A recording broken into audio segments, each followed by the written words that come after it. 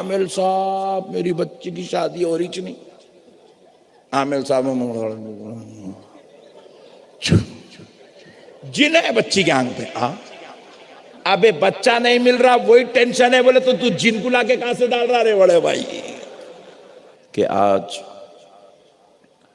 بیکانیر میں آپ عاشقان رسول محبان اولیاء کے درمیان میں حاضر ہونے کا موقع اور شرف نصیب ہوا۔ آج ہم حضور سیدنا شیخ عبد القادر جیلانی، محبوب سبحانی، قطب ربانی، پیر لاسانی، سرکار غوث الاعظم دستگیر رضی اللہ تعالیٰ عنہ کے ذکر جمیل کے لیے یہاں ہزاروں کی تعداد میں جمع ہوئے ہیں۔ میں قرآن پاک کے حوالے سے چند اہم باتیں آپ کے گوشے گزار کرنا چاہتا ہوں، جس کو سننے کے بعد انشاءاللہ آپ کا ایمان بھی تازہ ہوگا اور آپ کو اولیاء اللہ سے محبت میں بھی اضافہ ہوگا۔ اللہ تبارک و تعالیٰ کا فضل عظیم ہے، اس کا کرم ہے، اس کے حبیب پاک کا صدقہ ہے کہ اللہ رب العزت نے ہمیں اہل سنت والجماعت میں پیدا کیا۔ اگر آپ اس نعمت پر پوری زندگی سجدے میں سر رکھ کے گزار دیں تو کم ہے کہ اللہ پاک نے ہمیں اہل سنت والجماعت میں پیدا کیا، کیونکہ یہ جو اہل سنت والجماعت ہے یہ کسی مولوی صاحب کی بنائی ہوئی جماعت نہیں ہے، کسی پیر صاحب کی، کسی صوفی صاحب کی بنائی ہوئی جماعت نہیں ہے۔ یہ جتنے بزرگ علماء، صلحاء، پیران کامل، اولیاء آپ کو نظر آتے ہیں یہ سب اہل سنت والجماعت کے مبلغ ہیں۔ کوئی اہل سنت والجماعت کا سپہ سالار ہے، کوئی اہل سنت والجماعت کا کمانڈر ان چیف ہے، کوئی اہل سنت والجماعت کا ریڑھ کی ہڈی ہے، کوئی اہل سنت والجماعت کا محافظ ہے، پاسبان ہے، مگر سن لیں اہل سنت والجماعت کا بانی نہ حضرت غریب نواز ہے، نہ سرکار غوث الاعظم دستگیر ہے۔ اس جماعت کو نہ کسی صحابی نے بنایا، نہ کسی ولی نے بنایا، نہ کسی پیر نے بنایا۔ جماعت اہل سنت والجماعت کے کے بانی و فاؤنڈر کا نام محمد الرسول اللہ ہے۔ یہ حضور کی جماعت ہے، یہ رسول اللہ کی جماعت ہے۔ اس جماعت کے بانی و فاؤنڈر حضور پاک علیہ السلام ہیں، اور اب ہمیں وہی عقیدہ چاہیے جو عقیدہ رسول اللہ صلی اللہ علیہ وسلم نے اس امت کو عطا فرمایا ہے، جو عقیدہ اللہ تعالیٰ نے اپنے بندوں کو عطا فرمایا ہے۔ ہمیں اللہ اور اس کے رسول کے علاوہ کسی اور کا عقیدہ نہیں چاہیے۔ بولیے نا، چاہیے؟ ذرا زور سے بولیے بھائی۔ دیکھو آج کل مولویوں کا عقیدہ الگ ہے، قرآن اور حدیث کا دیا ہوا عقیدہ الگ ہے۔ آج کل کے یہ جو زکوٰۃ کے صدقے کے فطرے کے مولوی ہیں، جو در بدر بھٹکتے پھرتے ہیں، اولیاء کی گستاخی کرتے ہیں، بزرگوں کو نہیں مانتے ہیں، جو سرکار غریب نواز کے پاس جانا شرک و بدعت سمجھتے ہیں، جو اولیاء اللہ کی مدد لینے کو حرام اور ناجائز سمجھتے ہیں، جو اولیاء اللہ کی بارگاہوں میں جا کر ان کی مزارات کو چومنے کو یہ دنیا کا سب سے بڑا گناہ سمجھتے ہیں، یہ عقیدہ یہ مولویوں کا لایا ہوا عقیدہ ہے، یہ قرآن اور حدیث کا دیا ہوا عقیدہ نہیں ہے۔ آپ میری بات سمجھ رہے ہیں؟ کیونکہ آپ گراؤنڈ فلور پہ ہیں اور میں سیکنڈ فلور پہ ہوں۔ سمجھ میں تو آ رہی ہے؟ کہ دیکھتے دیکھتے گردن تو درد نہیں ہو رہی، مگر میری گردن درد ہو رہی یوں دیکھتے دیکھتے۔ آپ کو بات سمجھ میں تو آ رہی ہے نا بھائی؟ آپ ایمانداری سے بولیے، آپ کو اللہ رسول کا دیا ہوا عقیدہ چاہیے یا ملا کا عقیدہ چاہیے؟ سبحان اللہ، سبحان اللہ، سبحان اللہ۔ اللہ رسول کا عقیدہ چاہیے نا بھائی۔ تو آج قرآن سے ہم آپ کو سمجھائیں گے کہ اللہ رسول نے ہمیں عقیدہ کیا دیا ہے۔ دیکھیے، اگر ولی کی اسلام کے اندر کوئی اہمیت نہیں ہے، ولی کی کرامتوں کی کوئی اہمیت نہیں ہے، ولی کی مزار کی کوئی اہمیت اگر نہیں ہے، ولی کے پاس جا کر اس سے فیض لینا اگر جائز نہیں ہے، تو پھر آپ بتا دیں اللہ نے یہ ساری باتوں کو قرآن میں کیوں بیان کیا؟ سبحان اللہ۔ یہ میں جتنی باتیں آپ کو کہہ رہا ہوں نا، اللہ کی قسم یہ قرآن میں موجود ہے، قرآن میں۔ ہم لوگ کہتے ہیں دیکھو ہم غوث پاک کے کتے ہیں، کہتے ہیں نہیں ارے بیکانیر والے ڈرے ہوئے، ڈرے ہوئے ہیں؟ بولو بھائی۔ ارے یار بہت ٹھنڈے لوگ مل گئے یار آج۔ حالانکہ قریشی برادری بولے تو سالڈ وائس والی ہوتی، پوری دنیا والوں کی آواز ایک طرف، قریشی برادری کی آواز ایک طرف۔ ارے اس کے نام پہ نکو جا بھائی، انہیں قریشی ہے بولتے حیدرآباد میں۔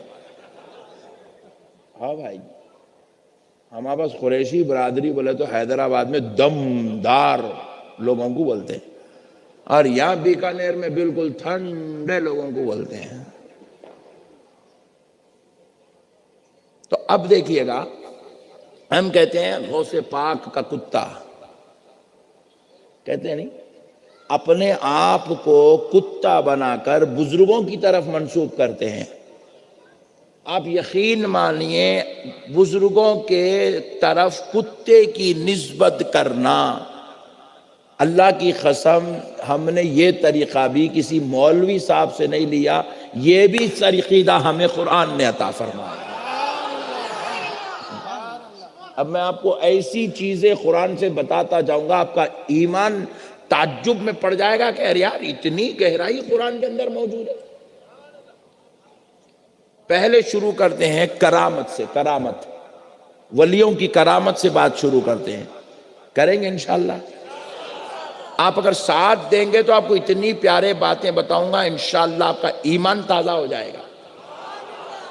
ہم لوگ کرامتیں بیان کرتے ہیں، اولیاء اللہ کی کرامتیں، غریب نواز کی کرامتیں، سرکار محبوب الہی کی کرامتیں، خطب پاک کی کرامتیں، نصیر الدین چراغ دہلوی کی کرامتیں، سرکار بندہ نواز کی کرامتیں، سارے پیروں کے پیر روشن ضمیر سرکار غوث الاعظم کی کرامت، بزرگان دین کی کرامت۔ جب ہم یہ کرامتیں بیان کرتے ہیں تو لوگ بڑے تعجب میں پڑ جاتے ہیں، زبردست ڈالتے بھائی، سنیاں ہولا بنا کے رکھتے، پبلک کو بولتے، اور کہاں سے لا رہے بھائی یہ نہیں کرامت، ارے کہاں ہے رے بھائی ایسا۔ اب یہ الگ بات ہے کہ بعض لوگ ہمارے پاس تھوڑے پھیکم پھاک بھی کر دیتے، ہمارے لوگ چپ کے تو بھی اپنے مرشدوں کے کرامت آؤ، مرشد بیچارہ نماز ہی نہیں پڑھ رہا، مرید کرامت سنا رہا، لوگ ہم یہ ایسے بعض بھامٹے لوگ بھی ہمارے پاس آ گئے مارکیٹ کے اندر، چندی لوگ ہیں یہ بیوقوف لوگ۔ مگر ہم آج کل 14ویں صدی کے ملاؤں کی مرشدوں کی بات نہیں کر رہے ہیں، ہم تو پیرانے پیر کی بات کر رہے ہیں، ہم تو سردار اولیاء کی بات کر رہے ہیں، ہم اجمیر میں آرام کرنے والے سلطان الاولیاء کی بات کر رہے ہیں، ہم تو دلی میں آرام کرنے والے ہندوستان کے راجہ کی بات کر رہے ہیں۔ تو پیارے دوستو، اب مسئلے کو سمجھو۔ اولیاء اللہ کی کرامت حق ہے اللہ کی قسم، اور ولی کی کرامت صادر ہونا، ولی سے کچھ ایسی حرکت ہونا جس کو انسانی عقل سمجھ نہ سکے، ایسے عمل کو کرامت کہتے ہیں۔ اور یہ کرامت اللہ ہو کر، خدا ہو کر، رب ہو کر، خالق کائنات، مالک ذوالجلال ہو کر، اس رب ذوالجلال نے خود قرآن پاک میں ولی کی کرامت کو بیان کیا ہے۔ اللہ بیان کر رہا ہے قرآن میں ولی کی کرامت، قرآن میں ولی کی کرامت، اور ایسی کرامت بیان کرا، اللہ کی قسم آپ کی عقل دنگ ہو جائیں گی۔ آپ سننے کے بعد بڑے تعجب میں پڑ جائیں گے، قرآن میں کرامت لکھی ہوئی ہے، اور ایسی کرامت، اللہ کی قسم آپ کی عقل مرے تک بھی اس بات کو سمجھنے سے قاصر ہے، آخر یہ ہو کیسے سکتا ہے، اللہ نے یہ کیسے کروایا، یہ کیسے ممکن ہے؟ ایسی بے مثل و مثال کرامت اللہ نے قرآن پاک میں بیان فرمائی ہے۔ پہلے اس کو سنا دیتا ہوں تاکہ آپ کو تھوڑا سا عقیدہ مضبوط ہو جائے۔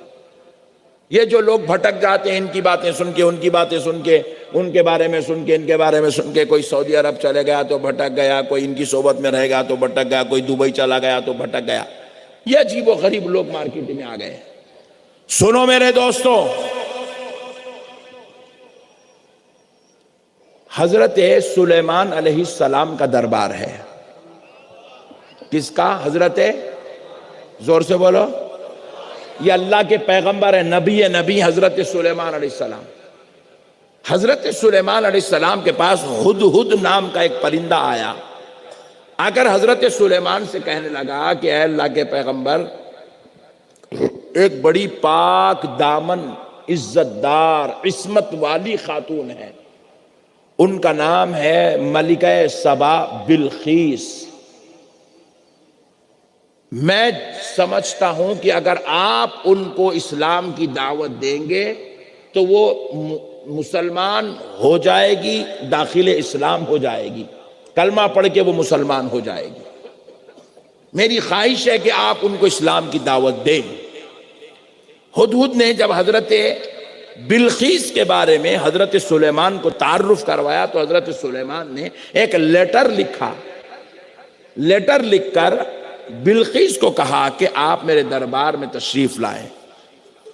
بلقیس کو کہا کہ آپ ایک وحدہ لا شریک اور میرے پروردگار رب العالمین کو اور مجھ کو اللہ کا رسول قبول کریں۔ تو حضرت بلقیس نے وہ ساری لیٹر کی تفصیل پڑھی، پڑھنے کے بعد آپ نے پھر ایک خط لکھا حضرت سلیمان کو، لکھا کہ اگر آپ واقعی حق پر ہیں، آپ اللہ کے رسول ہیں، آپ ایک وحدہ لا شریک خدا کو مانتے ہیں، تو پھر آپ مجھے کوئی ایسی بات دکھا دے جس کو دیکھنے کے بعد مجھے یقین ہو جائے کہ واقعی آپ حق پر ہیں۔ تو حضرت سلیمان نے پھر جواباً لیٹر لکھا کہ آپ میرے دربار میں تشریف لائیے، میں آپ کو ضرور کوئی ایسی چیز دکھا دوں گا جس سے آپ کا دل مطمئن ہو جائے گا اور آپ اطمینان کے ساتھ اسلام کو قبول کر سکیں گی۔ حضرت سلیمان کا یہ لیٹر پڑھنے کے بعد حضرت بلقیس اپنے دربار سے نکلی حضرت سلیمان کے پاس آنے کے لیے۔ حضرت بلقیس ابھی مومن نہیں ہے، مسلمان نہیں ہے، اپنے دربار سے نکلی حضرت سلیمان کے پاس آنے کے لیے۔ تو اب ذرا سن لیجئے، حضرت بلقیس اور حضرت سلیمان کے درمیان میں کتنا فاصلہ ہے۔ وہ جو نکلی اپنے دربار سے، اب حضرت سلیمان کے پاس آنے والی ہیں۔ مؤرخین لکھتے ہیں کہ اگر وہ دن بھر اونٹ پر، گھوڑے پر بیٹھ کر سفر کرتی اور رات میں آرام کر لیتی تو ان کے دربار سے حضرت سلیمان کے دربار کو آنے کے لیے انہیں 2 مہینے کا وقت لگتا، کیونکہ وہ دور پلین کا، ٹرین کا، کار کا دور نہیں تھا۔ اس دور میں اونٹوں پر کجاوے ڈال کر سواریاں کی جاتی تھی، رات ہوتی تو آرام کر لیتے، دن ہوتا تو سفر کرتے۔ کہتے ہیں کہ وہ وہاں سے سفر کرے گی اپنے خدام کے ساتھ، یہاں پہنچنے کے لیے ان کو 2 مہینے کا وقت لگے گا۔ کتنے؟ زور سے بولیے۔ تو اب وہ سفر کر کے نکلی، 2 مہینے کا سفر طے کرتے کرتے کرتے کرتے حضرت سلیمان کے دربار میں آ گئی، حضرت سلیمان کے علاقے میں آ گئی۔ اب بالکل یہ جو ہمارا جلسہ جہاں ختم ہو رہا ہے نا، بس حضرت بلقیس وہاں پر ہے، ادھر حضرت سلیمان کا دربار لگا ہوا ہے۔ وہاں سے یہاں آنے کے لیے کتنی دیر لگتی؟ 2 منٹ، 5 منٹ، 4 منٹ۔ حضرت سلیمان کو خبر ہوئی کہ اب حضرت بلقیس چند لمحوں میں آپ کے دربار میں داخل ہونے والی ہیں۔ تو حضرت بلقیس کے دربار میں آنے والی ہے تو حضرت سلیمان جو اپنی تخت شاہی پر بیٹھے ہوئے تھے، کیونکہ حضرت سلیمان کی حکومت پوری دنیا پر تھی، پوری دنیا پر حضرت سلیمان کا راج تھا، آپ کی سلطنت تھی، پورے جنات، انسان، حیوان، ساری اشیاء پر حضرت سلیمان کا سکہ چلتا تھا، دبدبا چلتا تھا۔ کہا وہ ملکہ سبا ہے، وہ ایک بڑی عزت دار اور عظمت والی خاتون ہے، جب وہ میرے دربار میں آئے گی تو عام درباریوں کی طرح وہ نیچے نہیں بیٹھے گی، بلکہ میں چاہتا ہوں کہ ان کو ان کی شان اور عزت کے مطابق ان کو ان کے تخت پر بٹھاؤں، جو وہ اپنے دربار میں جس تخت پر بیٹھتی ہے۔ تو پھر اب سوال پیدا ہوا، تخت تو وہ لائی ہی نہیں ہے، وہ تو بیچاری تنہا آئی ہے خدام کے ساتھ، تخت تھوڑی ساتھ میں لے جائیں گے؟ نقشبندی صاحب جلسہ کرنے جاتے تو اسٹیج تھوڑی ساتھ میں لے کے پھرتے ہیں، تو اب ان کو بٹھانا چاہتے حضرت سلیمان ان کے تخت پر۔ تو اب سنو، قرآن بیان کرتا ہے، حضرت سلیمان نے اعلان کیا، ہے کوئی میرے درباریوں میں؟ یہ سلیمان علیہ السلام کا وہ دربار ہے جس میں بڑے بڑے جنات بیٹھے ہوئے، جنات، بڑے بڑے علماء، صلحاء، بزرگ، اولیاء بیٹھے ہوئے، اور ایک عزت و شان، عظمت والا دربار جس میں بادشاہ وقت حضرت سلیمان علیہ السلام بھی ہے اور تمام ان کے اصحاب بیٹھے ہوئے، انسان و جن سب۔ حضرت سلیمان نے کہا، ہے کوئی تم میں جو بلقیس میرے دربار میں آئے اس سے پہلے ان کا تخت جو ان کے دربار میں رکھا ہوا ہے وہ لے آ کر یہاں رکھ دے؟ حضرت بلقیس کہاں ہے؟ 5 منٹ کی دوری پر۔ تخت کہاں ہے؟ 2 مہینے کی مسافت کی دوری پر۔ تعجب کا سوال ہے نہیں ہے؟ ذرا بولو بھائی، میں بول رہا ہوں، میں اب تقریر کرنے سے پہلے مجھے میرا مائک چاہیے جو حیدرآباد میں رکھا ہوا ہے، لاؤ گے تو تقریر کروں گا ورنہ نہیں کروں گا۔ آپ بولیں گے حضرت مردہ نکال دو گے کیا پبلک کا؟ یہ کہیں کہ مٹھی کی شرط لگا کے بیٹھے ہو؟ بات سمجھ میں آئی؟ 1500 کلومیٹر اس کا رقبہ بتا گیا، 1500 کلومیٹر بعضوں نے لکھا، اتنی دور وہ تخت ہے۔ اور یاد چاہیے 900 میل کی دوری پر ہے وہ تخت، اور اب چاہیے 5 منٹ کے اندر جیسے ہی اعلان ہوا، رب قرآن میں بیان کرتا ہے، قال عفریت من الجن انا آتیک به قبل ان تقوم من مقامک وانی علیہ لقوی عظیم۔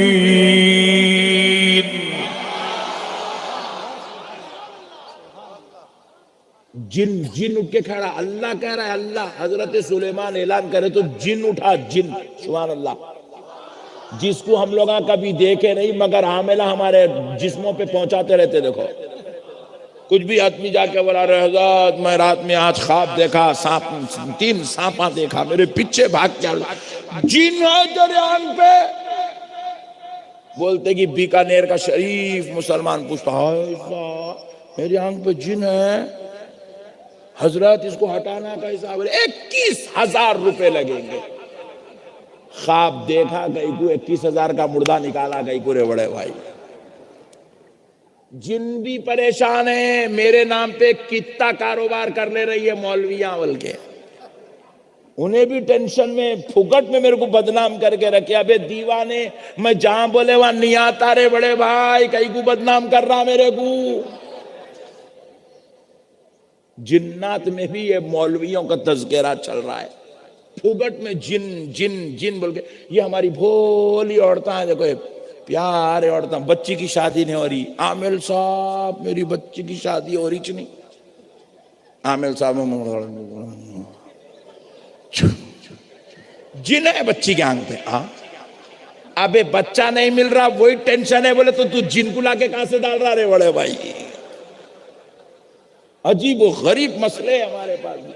اتنا ہولا بنایا گیا سنیوں کو، اتنا ہولا بنایا گیا، اتنا ہولا بنایا گیا.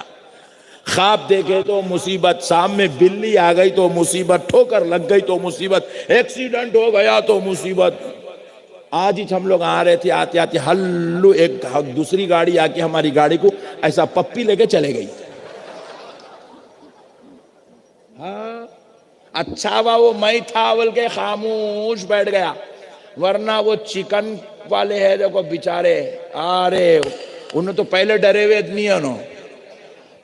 زکات نکال، تیری گاڑی کے اوپر جنات کا اثر ہو گیا اس لیے تو گاڑیاں ٹکرا دیے، جنات کی بحث تھی. وہ انہوں چکن کے پیسے جتنے آج کمایا پورے نقشبندی صاحب کو دے دیتا تھا. پھگٹ میں تقریر سے پہلے ایک نذرانہ توڑ لیتا تھا میں، مگر اچھا ہوا شریف آدمی ہو بلکہ کچھ بھی نہیں کرا. پھگٹ میں جنات کو بدنام کر کے خدا بیان کر رہا ہے قرآن میں جن کی قوت کیا ہے. قال عفريت من الجن يناديك به قبل أن تقوم من مقامك وإني عليه. جگہ پہ اٹھنے سے پہلے وہ تخت دربار بلخیس سے لا کر آپ کے سامنے رکھ دوں گا. یہ ہوتا ہے جن. اور وہ تخت کہے کا تھا معلوم؟ چائنا کا بنا ہوا نہیں تھا، پلاسٹک کا، یاقوت کا، زمرود کا، پتھر کا بنا ہوا تھا. اپن یہ لکڑی کی بنی ہوئی ایک ٹیبل نہیں اٹھا سکتے جس پہ بیٹھے ہوئے، یہ ایک کرسی نہیں اٹھا سکتے اپن. انہیں کہا بول رہا پورا پتھر کا بنا ہوا، یاقوت و زمرود کا بنا ہوا تخت پورا اٹھا کے لا کے سامنے رکھ دیتا ہوں بول رہا. مگر شرط کیا رکھا؟ قبل ان تقوم من مقامک، آپ کے جگہ پہ اٹھنے سے پہلے. میں بولا صاحب ذرا ایک گلاس پانی پلاؤ. آپ ٹینشن مت لو حضرت، آپ کے جگہ پہ اٹھنے سے پہلے پلا دیتا ہوں بول رہے. تو مطلب میں میری جگہ پہ سے کب اٹھتا ہوں؟ اب بیٹھ گیا تو پوری تقریر ختم کر کے چھوٹتا ہوں، بیچ بیچ میں اٹھتا ہوں کیا؟ بولو نا جی، تقریر ختم کر کے اٹھتا ہوں. حضرت سلیمان علیہ السلام کا بھی معمول یہی تھا. صبح جا کر جب اپنی مسند شاہانہ پر بیٹھ جاتے تھے تو شام میں اٹھتے تھے. کب اٹھتے تھے؟ شام میں. تو نے کیا شرط لگا؟ آپ کے جگہ پہ اٹھنے سے پہلے والا. یعنی کہ جب آپ شام میں اٹھیں گے، یعنی کہ جو ابھی 2-4 گھنٹے آپ کے اٹھنے میں باقی ہے، ان 2-4 گھنٹوں سے پہلے آپ کو لا کے دے دوں گا. حضرت سلیمان بولے انہوں یہاں بالکل سامنے ہیں، اب لمحوں میں دربار میں داخل ہونے والے، تم شام تک کی بات کر رہے، بیٹھ جاؤ بول کے جن کو بٹھا دیے. پھر اس کے بعد بولے ہے اور کوئی جو حضرت بلقیس کے دربار میں آنے سے پہلے وہ تخت لے آ کر دے؟ تو اللہ کی قسم مومنوں سنو، میں کسی مولوی یا ملا کے گھر کی بات نہیں کر رہا ہوں، قرآن نے جو عقیدہ دیا وہ بیان کر رہا ہوں. اللہ کے پیغمبر نے جب پوچھا ہے کوئی تم میں کوئی اور جو اس سے پہلے لا کر دے کہ وہ اپنے دربار میں آئے، اس سے پہلے ان کا تخت یا موجود ہو، تو حضرت آصف بن برخیہ نام کے ایک ولی اللہ کھڑے ہو گئے. اللہ کے ولی، صالح، متقی، پرہیزگار، عابد، زاہد، جن کے بارے میں خدا قرآن پاک میں یوں کہتا ہے قال الذی عنده علم من الكتاب انا آتیک به قبل ان يرتد الیک طرفک. اللہ کا ولی کھڑا ہوا جس کا سینہ رب نے علم کے لیے چن لیا تھا، جس کو رب نے اپنی رحمت، اپنے فضل، اپنے کرم، اپنی عطا سے مالا مال کیا تھا، جس کو ولایت کا تاج پہنایا گیا تھا، جس کا نام حضرت آصف بن برقیہ تھا، وہ کھڑے ہوئے اور کہنے لگے اے اللہ کے پیغمبر، آپ مجھے اجازت دو، میں وہ تخت جو 1500 کلومیٹر 900 میل کی دوری پر ہے، اس کو آپ کے آنکھ کے پلک جھپکنے سے پہلے لا کر دے دوں۔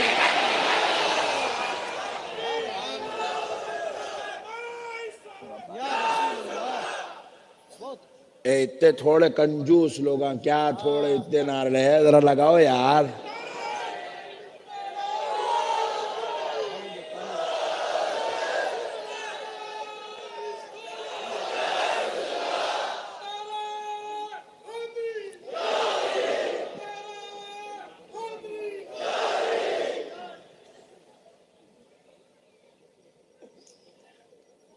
بات سمجھ میں آئی دوستو؟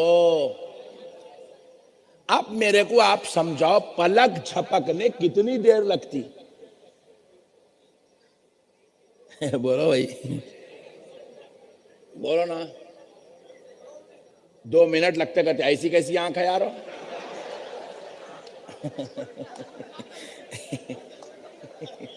پلک جھپکنے 2 منٹ لگتے ہیں؟ اللہ رحم کری ایسی آنکھ والے کے اوپر، اللہ اس کی آنکھ کی بیماری کو دور کر دے۔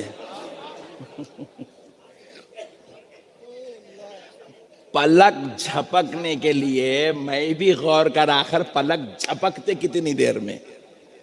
تو اپن لوگ بیچارے، اپنے مسلمانوں کو کیا ہونا، ہاتھ میں گٹکا،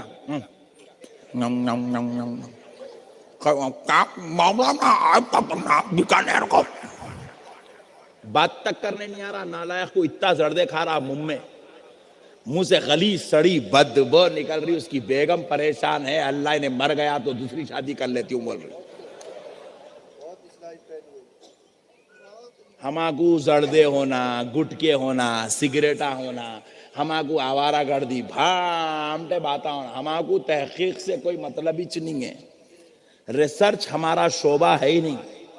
ریسرچ انگریزاں کر رہے ہیں، آدھی چڈی پہن کے، چھوٹے چھوٹے کپڑے پہن کے، انہیں ریسرچ کر رہا، یہ کیا ہے، یہ کیا ہے، یہ کیا ہے، قرآن کی ایک ایک بات پہ ریسرچ کر رہا، ایک ایک حرف پہ ریسرچ کر رہا۔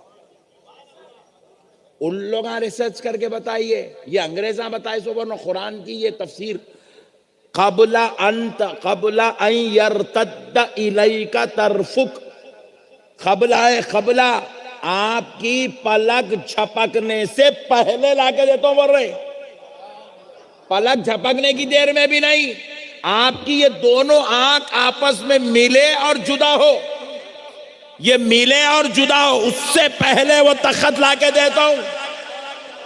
تو انگریزوں نے ریسرچ کیا یہ پلک جھپکنے ٹائم کتنا لگتا، جب انہوں نے تحقیق کی تو پتا چلا 1 سیکنڈ کے اندر انسان جو نارمل پلک جھپکتا وہ 5 مرتبہ پلک جھپکتا، یعنی کہ 1 سیکنڈ بھی نہیں لگتا، پلک جھپکنے کے لیے سیکنڈ کا 20واں حصہ لگتا، سیکنڈ کا 20واں حصہ۔ اللہ اکبر۔ حضرت آصف بن برقیہ کہہ رہے ہیں آپ مجھے اجازت دو، 1 سیکنڈ سے پہلے، 1 سیکنڈ سے پہلے وہ 2 مہینے کی مسافت جو طے کر کے آئی، میں جاؤں گا بھی وہ پتھر والا تخت جو وزندار ہے اس کو اٹھاؤں گا بھی اور آپ کے سامنے لا کر رکھوں گا بھی۔ مجھے اس کے لیے نہ گھنٹے کی ضرورت ہے، نہ آدھے گھنٹے کی ضرورت ہے، نہ منٹ کی ضرورت ہے، نہ سیکنڈ کی ضرورت ہے۔ سیکنڈ ہو اس کے 20ویں حصے میں وہ تخت آپ کے سامنے رکھ دیا جائے۔ یہ کون بیان کر رہا؟ اللہ۔ کون بیان کر رہا؟ ذرا زور سے بولو، ذرا زور سے بولو۔ ولی کی کرامت کو قرآن میں اللہ بیان کر رہا. اچھا ایسا نہیں ہے حضرت آصف بن برقیہ بول دیے حضرت سلیمان صلی اللہ اللہ کتنے پیارے باتیں کر رہے ہیں آصف, اچھی بات ہے بیٹھ جاؤ, ایسا نہیں ہوا. نہیں, آپ بولے میاں وہ بیکانیر کے باہر جو ہوٹل ہے اس میں بہت زبردست بریانی مل رہی, بیٹا بولا 2 منٹ میں لا کے دیتا ہوں ابو جی. بولے بہت چالو دکھ رہا تو بیٹھ بدماش, بیٹھ بیٹھ. 2 منٹ میں جاتا کیسا, اتنی دور سے لاتا کیسا, لانا کر چل بیٹھ. کیونکہ ہم سامنے والے کو اس کی بات سنتے تو اس کی عمر دیکھ کے اس کی حیثیت دیکھ کے بات کرتے. نہیں میرے پیارے دوستو, اب یہاں پہ حضرت آصف بن برقیہ بولے پلک چھپکنے سے پہلے لا کے دیتا ہوں. بولے تو حضرت سلیمان یہ نہیں فرمایا ایسا کیسا ہوتا میاں, کیا باتیں کر رہے ہیں تم, پلک چھپک رہی دیر میں جاتے کیسا وہ 1500 کلومیٹر, پھر جا کے لے کے آنا, کہ اب دل لگی ہے بچوں کے, بیٹھو خاموش بیٹھو, دیوانے باتیں کر رہے ہیں, بیٹھو. اعوذ باللہ, ایسا نہیں ہوا. اللہ کے پیغمبر نے کہا آصف بن برقیہ تم کو اجازت ہے, جاؤ وہ تخت لے آؤ. ادھر یہ الفاظ ادا ہوئے اور حضرت سلیمان نے پلک جھپکا اور آنکھ کھولا. قرآن کہتا ہے, قرآن فلما رآه مستقرا عنده, حضرت سلیمان نے آنکھ بند کر کے کھولی تو وہ تخت سامنے رکھا ہوا. جیسے ہی حضرت سلیمان وہ تخت کو دیکھے کہنے لگے قال هذا من فضل ربی. حضرت سلیمان کہنے لگے یہ میرے رب کے فضل سے ہے. میرا رب چاہتا ہے تو اپنے بندوں کو ایسی قوت عطا کرتا ہے جو لمحوں میں ہزاروں کلومیٹر کا فاصلہ طے کر سکتے ہیں. ادھر کی چیز ادھر, ادھر کی چیز ادھر لا سکتے ہیں. اب اس آیت کریمہ سے ایک عقیدہ لے لو, بیکانیر کے مسلمان, ہندوستان کے مسلمان, راجستھان کے مسلمان, پوری دنیا کا سنی مسلمان یہ عقیدہ رکھتا ہے کہ جب بھی اس پہ مصیبت کا وقت آتا ہے تو وہ بغداد والے غوث اعظم کو المدد یا غوث کہہ کے پکارتا ہے. جب بھی اس پہ مشکل کا وقت آتا ہے المدد یا مشکل کشا کہہ کر حیدر کرار کو پکارتا ہے. جب اس پہ آفت آتی ہے المدد اغیثنی یا رسول اللہ کہہ کر آمنہ کے لال کو آواز دیتا ہے. تو دنیا نے کہا مدد کے لیے غیروں کو پکارتے ہو, وہ تو بغداد میں ہے, نجف میں ہے, مدینے میں ہے, کیا وہ تمہاری مدد کر سکیں گے؟ تو قرآن کہہ رہا ہے تو پکار کے تو دیکھ, پہنچانے کی ذمہ داری رب ذوالجلال نے اپنے ہاتھ میں لی ہے. جب وہ تخت بلقیس لانے کے لیے لمحوں میں پہنچ سکتے ہیں تو غلاموں کی مدد کرنے کے لیے کیوں نہیں آ سکتے ہیں؟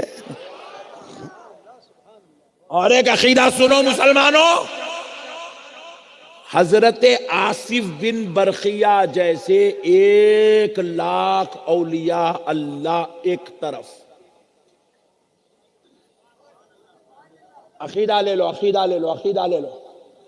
آصف بن برقیہ جیسے ہزاروں اولیاء ایک طرف, کیونکہ یہ پچھلی امت کے پیغمبر کے ولی ہیں. اور سنو,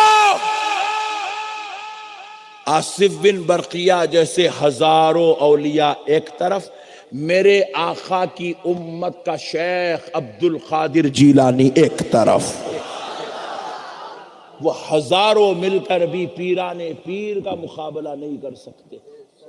اللہ نے سرکار غوث اعظم کو نہ صرف اس امت کے اولیاء کا سردار بنایا, پچھلی امتوں کے جو اولیاء تھے سرکار غوث اعظم ان اولیاء کے بھی سردار ہے. آپ غوث العالمین ہیں. غوث السماواتی والارض ہے۔ اللہ نے ولیوں میں سب سے بلند و بالا، عزت و عظمت والا، شان و رفعت والا درجہ اللہ نے سرکار غوث العظم کو عطا فرمایا ہے۔ آپ کو معلوم ہے اللہ جب حضرت غوث پاک سے خطاب کرتا تھا، بات کرتا تھا، تو اللہ ہو کر حضرت غوث پاک کو غوث العظم کہہ کر خطاب فرماتا تھا۔ غوث پاک کو غوث اعظم یہ مولویوں ملاؤں کا دیا ہوا لقب نہیں ہے، یہ ان کے رب کا دیا ہوا لقب ہے۔ ایسی بڑی شان کے مالک کا نام پیران پیر ہے۔ میرے پیارے بھائیو، آپ امیجن تو کرو بھائی کیسا گئے ہوں گے، کیسا اٹھائے ہوں گے تخت، کیسا لائے ہوں گے۔ حضرت بلقیس دربار میں آئے تک ان کا تخت تیار ہے، ان کو وہ تخت پہ بٹھایا جا رہا ہے، انہوں پریشان ہے، بولے یہ آیا کہاں سے؟ بولے ہم نے کہا تھا نا کہ ہم آپ کو دکھا دیں گے، آپ تشریف لائیے، ہم آپ کو قدرت کا جلوہ دکھائیں گے۔ جب آپ آ رہی تھی ہمارا خیال ہوا کہ آپ کو بٹھائے، آپ تخت پہ بیٹھی تو حضرت بلقیس کلمہ پڑھ کے مومن ہو گئی، مسلمان ہو گئی۔ میرے پیارے دوستو، ذرا غور کرنے والی بات ہے، اولیاء اللہ کی کرامت اللہ نے قرآن میں کیوں بیان کیا؟ جبکہ اللہ اپنے بارے میں کہہ رہا عالم الغیب والشہادہ،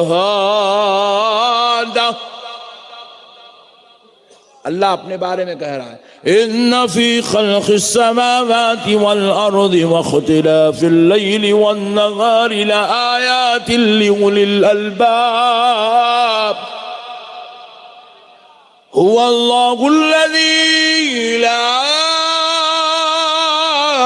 الہ الا هو۔ جو رب قرآن میں اپنی عظمتیں، اپنی تعریفیں، اپنی شان، اپنی رفعت، اپنی عظمت کو بیان کر رہا ہے، وہی خدا اسی قرآن میں اپنے ولیوں کی کرامت کو بھی بیان کر رہا ہے۔ تو کیا مطلب ہے؟ اللہ تعالیٰ فرما رہا ہے میرے بندو، میں تو قادر مطلق ہوں، میں تمہارا رب ہوں، میں تمہارا خدا ہوں، میں رب ذوالجلال ہوں، میں مالک یوم الدین ہوں، میں رحمان بھی ہوں، میں رحیم بھی ہوں، رب العالمین بھی ہوں، اور تمام تعریفوں کا حقدار بھی ہوں۔ مگر سنو، میں یہ ساری نعمتیں صرف اپنے پاس ہی نہیں رکھتا، میں جس کو چاہتا ہوں یہ نعمتیں اپنے بندوں میں عطا بھی کر دیتا ہوں۔ میں جس کو چاہتا ہوں اس کو کرامت والا بنا دیتا ہوں، جس کو چاہتا ہوں اس کو معجزے والا بنا دیتا ہوں۔ میں اگر چاہوں، جو میں نے لاکھوں سال سے جس چاند کو بڑا خوبصورت بنا کر رکھا، اور چاہوں میرے مصطفیٰ کی عظمت ظاہر ہو جائے، تو اپنے حبیب کو یہ معجزہ عطا کر دیتا ہوں کہ میرا مصطفیٰ انگلی کا اشارہ کرتا ہے تو چاند کے 2 ٹکڑے ہو جاتے ہیں۔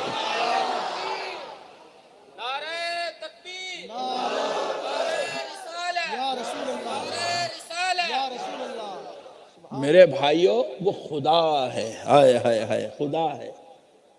اچھا دیکھو، ایک بات سنو، حضرت عیسیٰ علیہ السلام بندے ہیں یا خدا ہے؟ بندے ہیں، زور سے بولو جی۔ ارے اتنا ڈر گئے تو میرے کو ہیبت ہو گئی، یہاں کوئی خدا بولنے والا تو نہیں بیٹھا ہے۔ حضرت عیسیٰ اللہ کے بندے ہیں نا، پیغمبر ہیں، اللہ کے بندے ہیں، انسان ہیں۔ اللہ تبارک و تعالیٰ قرآن پاک میں ان کی شان بیان کر رہا حضرت عیسیٰ کی۔ یہ وہ عیسیٰ ہیں، یہ مردوں کو زندہ کر دیتے ہیں۔ حضرت عیسیٰ کیا کرتے ہیں؟ مردے کو، زور سے بولے، مردے کو زندہ کر دیتے۔ حضرت عیسیٰ کے ہاتھ میں اللہ نے وہ شان و رفعت عطا کی تھی، اگر کسی اندھے پر ہاتھ پھیر دیتے تو اس کو بینائی آ جاتی تھی، وہ دیکھنے لگ جاتا تھا۔ مادر ذات اندھا، جس کی ماں کے پیٹ سے وہ اندھا پیدا ہوا ہو، اور اگر اس کو حضرت عیسیٰ ہاتھ لگا دے تو وہ دیکھنا شروع کر دیتا.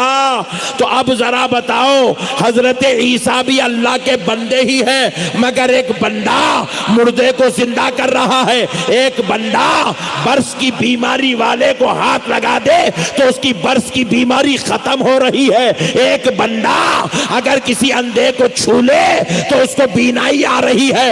ہم نے پوچھا اے اللہ کے پیغمبر عیسیٰ، آپ میں یہ کمال کہاں سے پیدا ہوا؟ تو حضرت عیسیٰ نے کہا مجھ میں یہ کمال، یہ فضل کہیں اور سے نہیں، میرے رب ذوالجلال کی عطا سے کمال پیدا ہوا.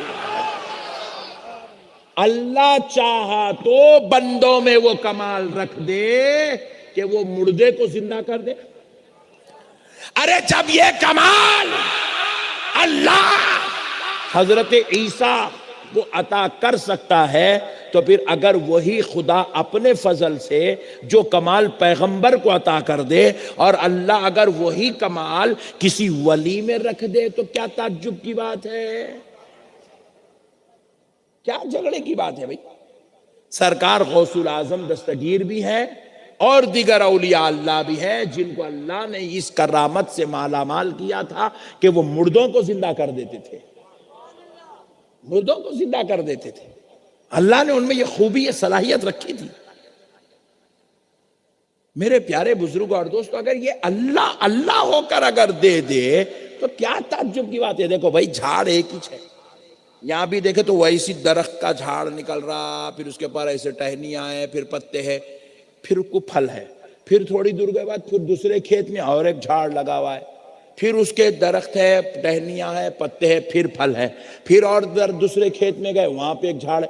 ایسے 100 کھیت ہے بیکانیر کے اندر. 100 کھیتوں میں ہزاروں قسم کے جھاڑ ہے، مگر ایک جھاڑ کو آم لگ رہا، ایک جھاڑ کو جام لگ رہا، ایک جھاڑ کو انگور لگ رہا، ایک جھاڑ کو پھل لگ رہا ہے، کوئی اور پھل لگ رہا ہے، کوئی اور پھل لگ رہا ہے، کوئی اور پھل لگ رہا ہے. سارے درختوں کا زمین سے نکالنے والا اللہ، پھر اس کو درختوں کو ٹہنیاں اور پتے دینے والا اللہ. مگر یہاں پھل الگ نکل رہا ہے، وہاں پھل الگ نکل رہا ہے، وہاں پھل الگ نکل رہا ہے، وہاں پھل الگ نکل رہا ہے. کیا مطلب ہے؟ اللہ بتا رہا ہے بندے یہ ساری کمال تیرے رب کے ہیں.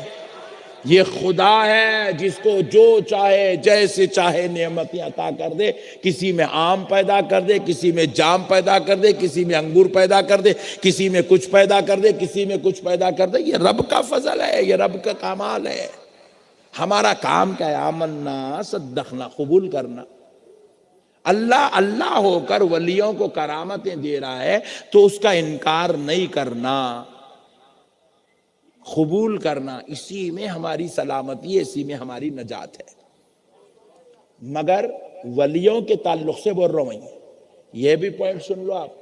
ہمارے راجستھان میں بہت بھولے مسلمان ہیں، اور یہ بہت بڑے مرشد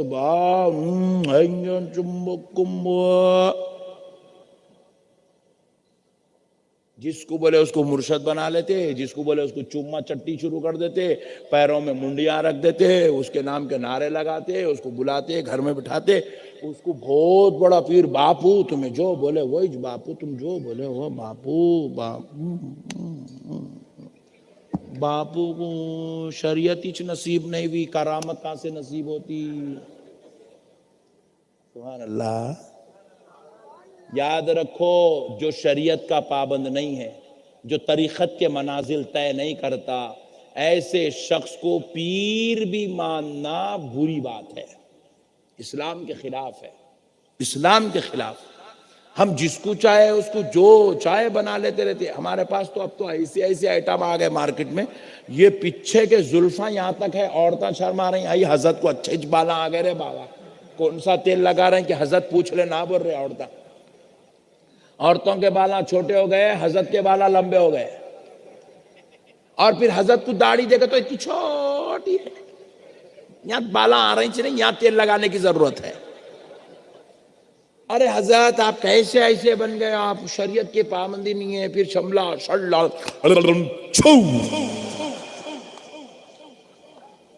ایسا چل رہا مارکیٹ میں، نئے نئے ٹیپیکل ٹائپ کے لوگ آ گئے اور ہمارے بیکانیر کے بھولے مسلمان لیجئے 5,000۔ یاد رکھو مسلمانوں، کوئی بے نمازی، اللہ کی قسم کرامت دکھانا تو دور کی بات، بے نمازی پیر بھی نہیں ہو سکتا۔ کرامت دکھانا تو بہت دور کی بات ہے، جو شریعت کا پابند نہیں ہے وہ پیر بننے کے لائق نہیں ہے، وہ مرشد بننے کے لائق نہیں ہے۔ آپ اگر اس کو اللہ والا سمجھتے ہیں تو آپ کے اتنا بڑا بے وقوف پھر دنیا میں بھی کوئی بھی نہیں ہے۔ شریعت کا پابند ہونا ضروری ہے، طریقت کا پابند ہونا ضروری ہے۔ کیا تھے حضرت غوث پاک رضی اللہ تعالیٰ عنہ سے اتنی کرامتیں ظاہر ہوئی؟ کیوں؟ سنو یہ کرامتیں کیوں ظاہر ہوتی تھی۔ سرکار غوث العظم دستگیر کی کرامتوں کا چرچا اتنا چلا اتنا چلا اتنا چلا، اٹھتے بیٹھتے کرامت ظاہر ہوتی تھی غوث پاک سے، چلتے پھرتے کرامت ظاہر ہوتی تھی غوث پاک سے، آتے جاتے کرامت ظاہر ہوتی تھی غوث پاک سے۔ کثیر الکرامات غوث اعظم۔ ایک شخص کو پتا چلا کہ غوث اعظم سے ایسی ایسی ایسی ایسی ایسی ایسی کرامتیں ظاہر ہوتی، تو انہیں کیا کرا، اپنے گھر سے نکلا، بولے جا کے غوث اعظم کا رہیں گے، ان کے کرامتاں دیکھیں گے، بلکہ شوق میں غوث اعظم کے پاس آیا۔ سرکار غوث پاک رضی اللہ تعالیٰ عنہ سے ملا، قدم بوسی کرا، دست بوسی کرا، بولے سرکار میں آپ کے پاس کچھ دن رہنا چاہتا ہوں۔ غوث پاک بولے جی اچھی بات ہے، خادموں کو بلائے، ان کو لے جاؤ خانقاہ شریف میں رکھو۔ کچھ دن بولا، 40 دن رہ گیا، 40 دن۔ 40 دن کے بعد بولا سرکار اجازت دیجئے میں جانا چاہتا ہوں۔ غوث پاک فرمائے جی اچھی بات ہے جائیے، مگر اتنا تو بتائیے آئے کئی کو تھے، جا کئی کو رہے؟ بولے سرکار آپ کی کرامتوں کا چرچا سنا تھا، آپ کثیر الکرامات ہے، صاحب الکرامات ہے، آپ سے کرامت پہ کرامت، کرامت پہ کرامت ظاہر ہوتی ہے، تو وہ کرامت دیکھنے کے لیے آپ کے دربار میں آیا۔ غوث پاک فرمائے دیکھے کرامت؟ تو بولے نہیں سرکار 40 دن میں ایک بھی کرامت نہیں دیکھا، 40 دنوں کے کرامت ہی نہیں دیکھا، آپ کے ساتھ ساتھ تو کوئی کرامت نہیں دکھی۔ غوث پاک مسکرائے، مسکرا کے بولے کیا تم نے 40 دن میں کبھی مجھے شریعت کے خلاف کام کرتے ہوئے دیکھا؟ کیا 40 دن میں کبھی تم نے مجھے اللہ کی عبادت میں نافرمانی کرتے ہوئے دیکھا؟ بولے نہیں دیکھا، نہیں دیکھا۔ بولے 40 دن میں کیا تم نے مجھے کبھی کسی کو دل آزاری کرتے ہوئے دیکھا؟ بولے نہیں دیکھا۔ کیا تم نے 40 دن میں کبھی کسی کو میں نے دھوکہ دیا؟ کیا تم نے میرے اندر ایسا عمل دیکھا؟ بولے نہیں دیکھا۔ تو پھر غوث پاک مسکرا کے بولے پھر اس سے بڑی کرامت اور کیا چاہیے؟ یہ اصل کرامت ہے، اصل کرامت یہ ہے۔ پانی پہ چلنا وہ بڑی کرامت نہیں ہے، ہواؤں میں اڑنا بڑی کرامت نہیں ہے، مردوں کو زندہ کرنا یہ کرامت بڑی نہیں ہے۔ شریعت کا پابند ہو جانا، تقوی والا ہونا، دن و رات اللہ کی یاد میں مصروف رہنا، دنیا کو بھول جانا، اللہ کی قسم یہ سب سے بڑی کرامت ہے، یہ سب سے بڑی کرامت ہے میرے بھائی۔ ہم لوگ کیا کر رہے ہیں؟ ایسا کرامت بولے تو ہمارے پاس چھو ہاتھ میں پھول دکھاؤ، یہ جادو ہے، جادو، کرامت نہیں ہوتی، جادو ہے۔ یہ کیا ہے بولو؟ جادو ہے، یہ جادو ہے، کرامت نہیں ہوتی ہے۔ کرامت جو ہے ان سے صادر ہوتی ہے جو اللہ کے ولی ہوتے ہیں۔ یہ جو بیچارے 3 مہینے تک پانی سے نہیں نہ رہے، دیکھو ایسے بڑے بڑے زلفاں چھوڑ لیا، یوں پٹکا بن لیا، ہاتھ میں لکڑی پکڑا، پیسے دے نہیں تو تیری دکان غارت ہو جاتی، بول رہا دیکھو۔ ابے ہولے، دکان غارت کرنے والا ولی نہیں ہوتا، دکان آباد کرنے والا ولی ہوتا ہے۔ مسئلے کچھ سمجھے ہی نہیں دیوانی، ہمارے بیکانیر کے مسلمان رہا، اماں دے دے بھائی دے دے، جلدی دے دے، جلدی دے دے، دے دے۔ یہ جادو ہے، جادو، یہ شرارت ہے، یہ فتنے ہیں۔ اللہ کے واسطے تم یہ جاہلوں کو پکڑ کے ولیوں سے مت جوڑو، ولی کا مقام الگ ہے۔ چلو اب آؤ ولی کی ایک اور شان قرآن سے بیان کرتے ہیں، کر دیں سبحان اللہ۔ دیکھو قرآن پاک میں ایک سورہ ہے، اس سورے کا نام ہے سورہ کہف۔ کیا نام ہے بولو ذرا زور سے؟ کہف۔ کہف کہتے ہیں غار کو، غار جو پتھروں کے بیچ میں بنی ہوئی ہوتی ہے۔ جتنے لوگ یہاں پر ہیں مکہ مکرمہ کو گئے تو وہ جو چلے ہوتے ہیں، چلے جن کو کہتے ہیں، پتھروں کے بیچ میں بنی ہوتی جو غاریں ہوتی ہیں، ان کو کہتے ہیں عربی میں کہف۔ کیا کہتے ہیں ان کو؟ بولو، کہف۔ اور آپ کو معلوم ہے یہ کہف نام سے اللہ نے قرآن میں سورت اتاری، اور یہ سورت کی شان یہ ہے جو شخص جمعہ کے دن عصر کی نماز سے پہلے اور جمعہ کے دن فجر کی نماز کے بعد سے لے کے عصر تک، فجر سے لے کے عصر تک جو شخص بھی سورہ کہف ہر جمعہ کو پڑھتا ہے، اللہ تعالیٰ اس کو ہر اس بیماری سے بچا لیتا ہے جو اس کو ہلاک و تباہ کرنے والی ہوتی ہے۔ مہلک امراض، جیسے کووڈ آیا تھا، ہلاک کر دینے والا مرض تھا، اللہ ایسے امراض سے بچا لیتا ہے۔ وبائیں پھیلتی ہیں، پلیگ آتا ہے، اچانک موت ہونے والے جراثیم دنیا میں وائرس کرتے ہیں، وائرل ہوتے ہیں، تو ویسے امراض سے اللہ اس شخص کو بچا لیتا ہے جو ہر جمعہ کو ایک مرتبہ سورہ کہف کی تلاوت کرتا ہے۔ اب سنو مسلمانوں، سورہ کہف میں اللہ رب العزت نے جب کہف کے نام سے سورہ اتارا تو تحقیق یہ، بھائی خدا ہو کر غار کے نام سے سورہ کہیں کو اتار رہا؟ بھائی مکان کے نام سے سورہ اتارا تو بات سمجھ میں آتی، کعبے کے نام سے سورہ اترا تو بات سمجھ میں آتی، مدینے کے نام سے سورہ اترا تو بات سمجھ میں آتی، پیغمبر کے نام سے سورہ اترا تو بات سمجھ میں آتی، یہ غار کے نام سے سورت کیوں اتر رہی ہے؟ یہ غار کا کیا تعلق ہے اسلام سے؟ تو جب اس سورت کا مطالعہ کرتے ہیں تو پتا چلتا ہے کہ اس سورت میں غار کا ذکر ہے، غار کا ذکر۔ تو بولے اچھی بات ہے، کیا ذکر ہے غار کا؟ تو بولے اللہ رب العزت قرآن پاک میں سورہ کہف میں فرماتا ہے اللہ کے کچھ ولی تھے، ولی۔ کون تھے؟ بولو، زور سے بولو۔ اللہ کے کچھ ولی تھے جو اس وقت کے بادشاہ کے ظلم سے، زیادتی سے بچنے کے لیے اللہ کی پناہ چاہتے ہوئے اس غار میں چھپ گئے تھے، اس غار میں چھپ گئے تھے، ظالم بادشاہ کی شر سے بچنے کے لیے غار میں چھپ گئے تھے۔ تو اللہ رب العزت نے کیا کیا؟ ان محبوب ولیوں کو اللہ نے اس غار میں پناہ دے دی، ان کو ایک میٹھی نیند سلا دیا۔ اتنی پیاری نیند سوئے، اتنی پیاری نیند سوئے۔ کتنی سوئے ہوں گے؟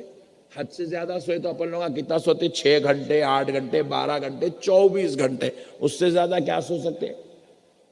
وہ اللہ نے اپنے محبوب ولیوں کو 309 سال تک سلایا غار کے اندر۔ 309 سال، 309 سال سوئے،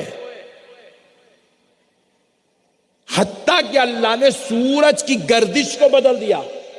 کہا سورج ذرا اپنی روش بدل کے جا تاکہ تیری روشنی میرے محبوبوں پر پڑی تو کہیں ان کی نیند بیدار نہ ہو جائے۔ اللہ اپنے ولیوں کا کیسا خیال رکھ رہا ہے، دیکھیں 309 سال سوتے رہے غار کے اندر۔ اب سنو، اللہ قرآن پاک میں ان کا ذکر کر رہا ہے سورہ کہف میں، وہ 3 تھے، چوتھا ان کا کتا تھا۔ کون تھا ان کا؟ زور سے بولو، اور زور سے بولو۔ کتا بولے تو معلوم نا بیکانیر میں ہے؟ اللہ کا شکر ہے، نہیں سمجھنے میں آسانی ہوتی۔ وہ 3 تھی، اللہ کہہ رہا ہے چوتھا ان کا کتا، کلبہم، ان کا کتا۔ پھر آگے کہہ رہا ہے وہ 5 تھے، 6واں ان کا کتا تھا۔ پھر رب کہہ رہا ہے قرآن میں سورہ کہف میں وہ 7 تھے، 8واں ان کا۔ اور ان ولیوں کو کس نام سے یاد کیا جاتا ہے؟ اصحاب کہف، اصحاب کہف۔ اب سنو مسلمانوں، ہر طرف جب جب اللہ ان کا ذکر کر رہا ہے، ان کا کتا، کلبہم کلبہم کلبہم کلبہم، ان کا کتا، اصحاب کہف کا کتا، اصحاب کہف کا کتا، اصحاب کہف کا کتا کہہ کے ان کے ساتھ ان کے کتے کا بھی ذکر کر رہا ہے اللہ۔ کتا کیا تھا؟ وہ ولیوں سے محبت کرتا تھا۔ جب وہ آئے تھے تو کتا، وہ لوگ جا کے غار میں چھپ گئے تو کتا کیا کرا؟ غار کے باہر بیٹھ گیا. اس کے بیٹھنے کا انداز اللہ قرآن میں بیان کرا. قلبهم باسط ذراعيه بالوصید. اللہ کہہ رہا ہے وہ اپنے ہاتھوں کو پھیلائے, جسم کو پسار کے ایسے بیٹھا تھا. کیوں بیٹھا تھا؟ تاکہ کوئی اگر میرے ان محبوبوں کے پاس آئے گا ان کو چیر کے پھاڑ کے پھینک دوں گا. ولیوں کی محبت میں بیٹھا تھا, ان کے در پہ بیٹھا تھا, اس غار کے پاس بیٹھا تھا. ولیوں سے محبت کرنا اس جانور کا اللہ کو اتنا پسند آیا, اللہ نے ان ولیوں کے ساتھ ان کے کتے کا بھی ذکر کر دیا. اب سنو, کتا پاک جانور ہے ناپاک جانور ہے؟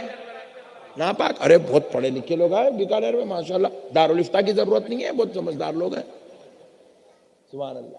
کتا کیا ہے؟ ناپاک ہے, نجس ہے. اگر کوئی آدمی وضو کے لیے غسل کے لیے بکیٹ میں پانی بھر کے رکھ لے, کتا آئے منہ ڈال کے اس میں پانی پی لے, تو پھر اس پانی سے غسل نہیں کیا جا سکتا. کتے کی پینے کی وجہ سے, لعاب لگنے کی وجہ سے, اس کا تھوک اس کی زبان لگنے کی وجہ سے وہ پانی ناپاک ہو گیا. کتا ناپاک جانور ہے, نجس جانور ہے. اور سنو, جتنے حلال جانور ہوں گے وہ جنت کی مٹی بنائے جائیں گے, اور جتنے ناپاک نجیس جانور ہیں وہ سب دوزخ میں ڈال دیے جائیں گے. مگر یہ جو کتا ولیوں کے در پہ بیٹھا, دنیا کے سارے کتوں کے لیے خدا کا قانون الگ ہے, ولیوں کے در پہ بیٹھنے والے کتے کے لیے خدا کا قانون الگ ہے. رب نے کہا دنیا کے سارے کتے دوزخ میں جائیں گے, مگر اصحاب کہف کا کتا جو ان کی محبت میں ان کے در پہ بیٹھ گیا, بروز محشر اس کتے کو انسانی شکل و صورت دے کر اس کو جنت میں داخلہ دیا جائے. ذرا سوچو مسلمانوں, ذرا سوچو, ولیوں کی محبت میں ان کے در پہ بیٹھنے والا ناپاک نجس کتا بھی دوزخ میں نہیں جا رہا, تو ان کی محبت دل میں لے کر ان کی بارگاہوں میں فاتحہ کا نذرانہ پیش کرنے والا, سلام پڑھنے والا, یاسین کا, سورہ مزمل کا, سورہ ملک کا, درود کا, کلمے کا نذرانہ پیش کرنے والا غلام دوزخ میں کیسا جائے گا؟ اللہ, اولیاء اللہ کو سمجھے ہی نہیں, نالائق لوگ. اچھا آپ دیکھو, بعض لوگ کہہ رہے ہیں ولیوں کو ہم نہیں مانتے. کیا کہہ رہے ہیں؟ ولیوں کو ہم, ذرا زور سے بولو, ولیوں کو ہم نہیں مانتے. غوث اعظم کے دربار میں ہم نہیں جائیں گے, غریب نواز کے پاس بھی نہیں جائیں گے. اللہ کو معلوم تھا یہ اتنے خطرناک پیدا ہونے والے ہیں, بلکہ اسی لیے اللہ کیا کرا, ولیوں کا ذکر بھی, ولیوں کے کتے کا ذکر بھی قرآن میں رکھا. اب کہاں ہو رہا دیکھو, کعبے کے سامنے کھڑے ہوئے ہیں امام صاحب, سورہ کہف کی تلاوت کر رہے اور پڑھ رہے قلبهم باسط ذراعيه بالوصید. میں بولا مولانا بولے ولیوں کا نہیں جانا, بولے ولیوں کا ذکر نہیں کرنا, بولے ولیوں کی فاتحہ نہیں کرنا, بولے ولیوں کا عرس نہیں کرنا, بولے پھر خود نماز میں کھڑے ہو کے ولیوں کی تعریف بیان کر رہے ہیں. ہم پوچھے ہے حضرت آپ بولے نا نہیں بولنا, شرک ہے, بدعت ہے, حرام ہے, بولے پھر آپ نماز میں اللہ کی عبادت میں قیام میں کھڑے ہو کے کعبے کے سامنے آپ یہ کیا کر رہے ہیں؟ ولیوں کا ذکر, وہ بھی ولی تو ولی, ولیوں کے کتے کا ذکر, کتے کے بیٹھنے کا ذکر. ولیوں اتنے تھے, وہ 3 تھے, وہ چوتھا کتا تھا, وہ 5 تھے, 6واں کتا تھا, وہ 7 تھے, 8واں کتا تھا. یہ کیا باتیں کر رہے ہیں آپ؟ بولے تو قرآن ہے. ارے بولا یہ کہیں بھی ہوں گا بھائی, قرآن میں ہوں گا, حدیث میں ہوں گا, نہیں ہوں گا, کیا ہوں گا؟ ولیوں کا ذکر, وہ بھی ان کے کتے کے ساتھ. آپ کریج کیسا؟ تو بولے میاں یہ قرآن میں یہ دین ہے، یہ اسلام ہے، تو پھر نادان سن، جب تیرا رب تجھے یہ ذہن دینا چاہتا ہے میرے ولیوں کا ذکر جب تو نماز میں کر سکتا، ان کے ساتھ بیٹھنے والے کتے کا ذکر تو نماز میں کر سکتا، تو باہر نکل کے عرس کر لے، تو اس میں کیا تعجب کی بات ہے؟ یہی تو مسئلہ قرآن میں اللہ سمجھانا چاہتا ہے۔ جب خدا کے دربار میں خدا کی عبادت میں کھڑے ہو کے تم ولیوں کا ذکر کر سکتے ہو، تو پھر بعد میں ان کے نام پر جشن غوث اعظم اگر کر لو تو اس میں کیا جھگڑے کی بات ہے، کیا اختلاف کی بات ہے؟ یہاں کون سی جو ہے دین کی مخالفت ہو رہی ہے؟ یہاں پر وہی تو بات ہو رہی ہے جس سے ایمان تازہ ہوتا ہے، اللہ راضی ہوتا ہے، دین سے تعلق پیدا ہوتا ہے۔ خدا رائے مومنو، اولیاء اللہ سے کامل عقیدت، سچی محبت رکھو، اولیاء اللہ کو چاہو، اولیاء اللہ سے پیار کرو۔ اب ایک بات اور سن لو، اس کے بعد اپنا موضوع چینج کرتا ہوں۔ ایک بات اور سن لو، اولیاء اللہ کو اللہ کتنا چاہتا، کتنا چاہتا، کتنا چاہتا۔ قرآن ہے، قرآن میں ہے، جا کے قرآن پاک میں دیکھو، اللہ کی ولیہ ہے، ولیہ حضرت مریم۔ کوئی عورت کو پیغمبر نہیں بنایا گیا، کوئی عورت پیغمبر نہیں ہے، پیغمبر صرف مرد کو بنایا گیا۔ ولیہ ہے حضرت مریم، حضرت عیسیٰ علیہ السلام کی ماں، حضرت مریم اللہ کی ولیہ۔ آپ حضرت زکریا علیہ السلام کی نگرانی میں رہتی تھی۔ حضرت زکریا آپ کے خالو جان تھے، اور آپ حضرت زکریا حضرت مریم کی پرورش فرماتے تھے۔ اللہ نے آپ کو ذمہ داری دی تھی، حضرت مریم کو بیت المقدس کی ایک کونے میں حجرے میں اللہ نے رہنے کا حکم دیا، وہ اسی حجرے میں رہتی تھی، اور اس حجرے میں حضرت زکریا کے علاوہ کوئی داخل نہیں ہو سکتا تھا، قانون خدا تھا۔ حضرت زکریا ان کے لیے کھانا لے جاتے، اپنی بیٹی سمجھ کر ان کا خیال کرتے، ان کی پرورش فرماتے، مگر اللہ کا حکم وہ حضرت زکریا علیہ السلام کو کسی کام سے جانے کے لیے، حضرت زکریا اپنا علاقہ چھوڑ کر، بیت المقدس کا علاقہ چھوڑ کر آپ بہت مسافت کی دوری پر تشریف لے گئے۔ 2 دن کا کام تھا، 2 دن کی غذا حضرت مریم کے حجرے میں رکھ دیے، کہے میری بچی، میری بیٹی، میں 2 دن کے بعد آؤں گا، پھر اس کے بعد آپ کے لیے غذا کا انتظام کروں گا، یہ 2 دن تک غذا چلانا۔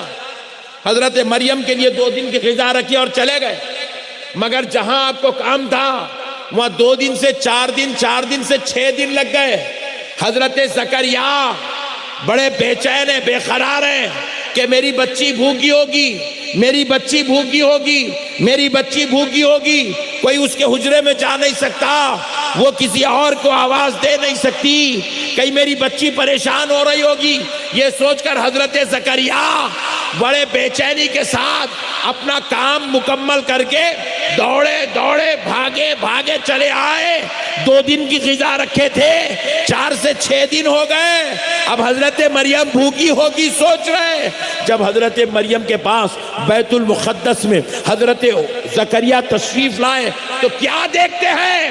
حضرت عیسیٰ کی ماں حضرت مریم، ان کے حجرے میں بہترین لذیذ غذا، پھل رکھے ہوئے، ایک دم تر و تازہ پھل، خوشبودار پھل، لذیذ پھل، خوشبو مہک رہی ہے ان سے۔ حضرت زکریا پریشان ہو گئے، بولے مریم کے حجرے میں کوئی آ نہیں سکتا، پر یہ غذا رکھا کون، یہ دیا کون، اتنے لذیذ، اتنے خوشبودار، اتنے تازہ میوے؟ پوچھے، قال یا مریم ان لکی ھذا،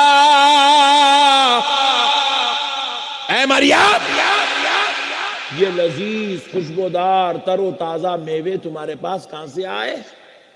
قرآن میں اللہ بیان کر رہا، قرآن قرآن قرآن۔ ہم بھوکے ہوتے ہیں تو ہمارے کو سسرال سے کھانا آتا، ہم بھوکے ہو جائیں، اڑوس پڑوس سے کھانا آتا.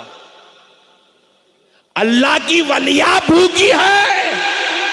دیکھو مسلمانوں، قرآن بیان کر رہا ہے، ان کو کھانا کہاں سے آ رہا ہے.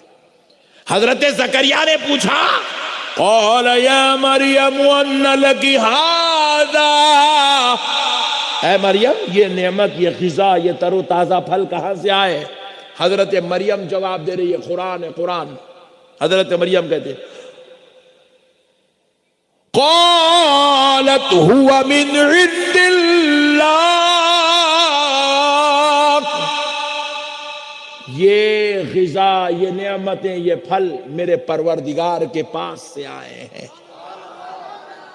ولی بھوکا رہتا ہے تو اللہ جنت سے غذا بھجواتا ہے.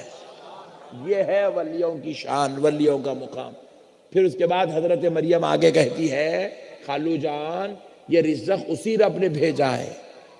ان اللہ یرزق من یشاء بغیر حساب، بے شک یہ غذا اس رب نے بھیجی ہے جو جس کو چاہتا ہے بے حساب رزق عطا فرما دیتا ہے. اللہ اللہ اللہ اللہ. ہم بھوکے ہو تو کھانا مانگنا پڑتا ہے. اللہ کا ولی بھوکا ہو تو بغیر مانگے رب جنت سے ان کے لیے غذا بھجواتا ہے. میرے بھائیوں یہ قرآن بیان کر رہا ہے. اب یہ اور کیا چاہیے ولیوں کے بارے میں؟ قرآن بیان کرتا ہے اللہ کے ولیوں کی شان. وَعِبَادُ الرَّحْمَنِ الَّذِينَ يَمْشُونَ عَلَى الْأَرْضِ هَوْنًا، اللہ کہہ رہا ہے رحمان کے بندے جب زمین پر چلتے ہیں تو ان کے چلنے کا انداز بڑا عزت والا، شان والا، وقار والا، رتبے والا ہوتا ہے. ان کے چلنے کا انداز بھی دیکھے تو لوگوں میں خدا یاد آ جاتا ہے.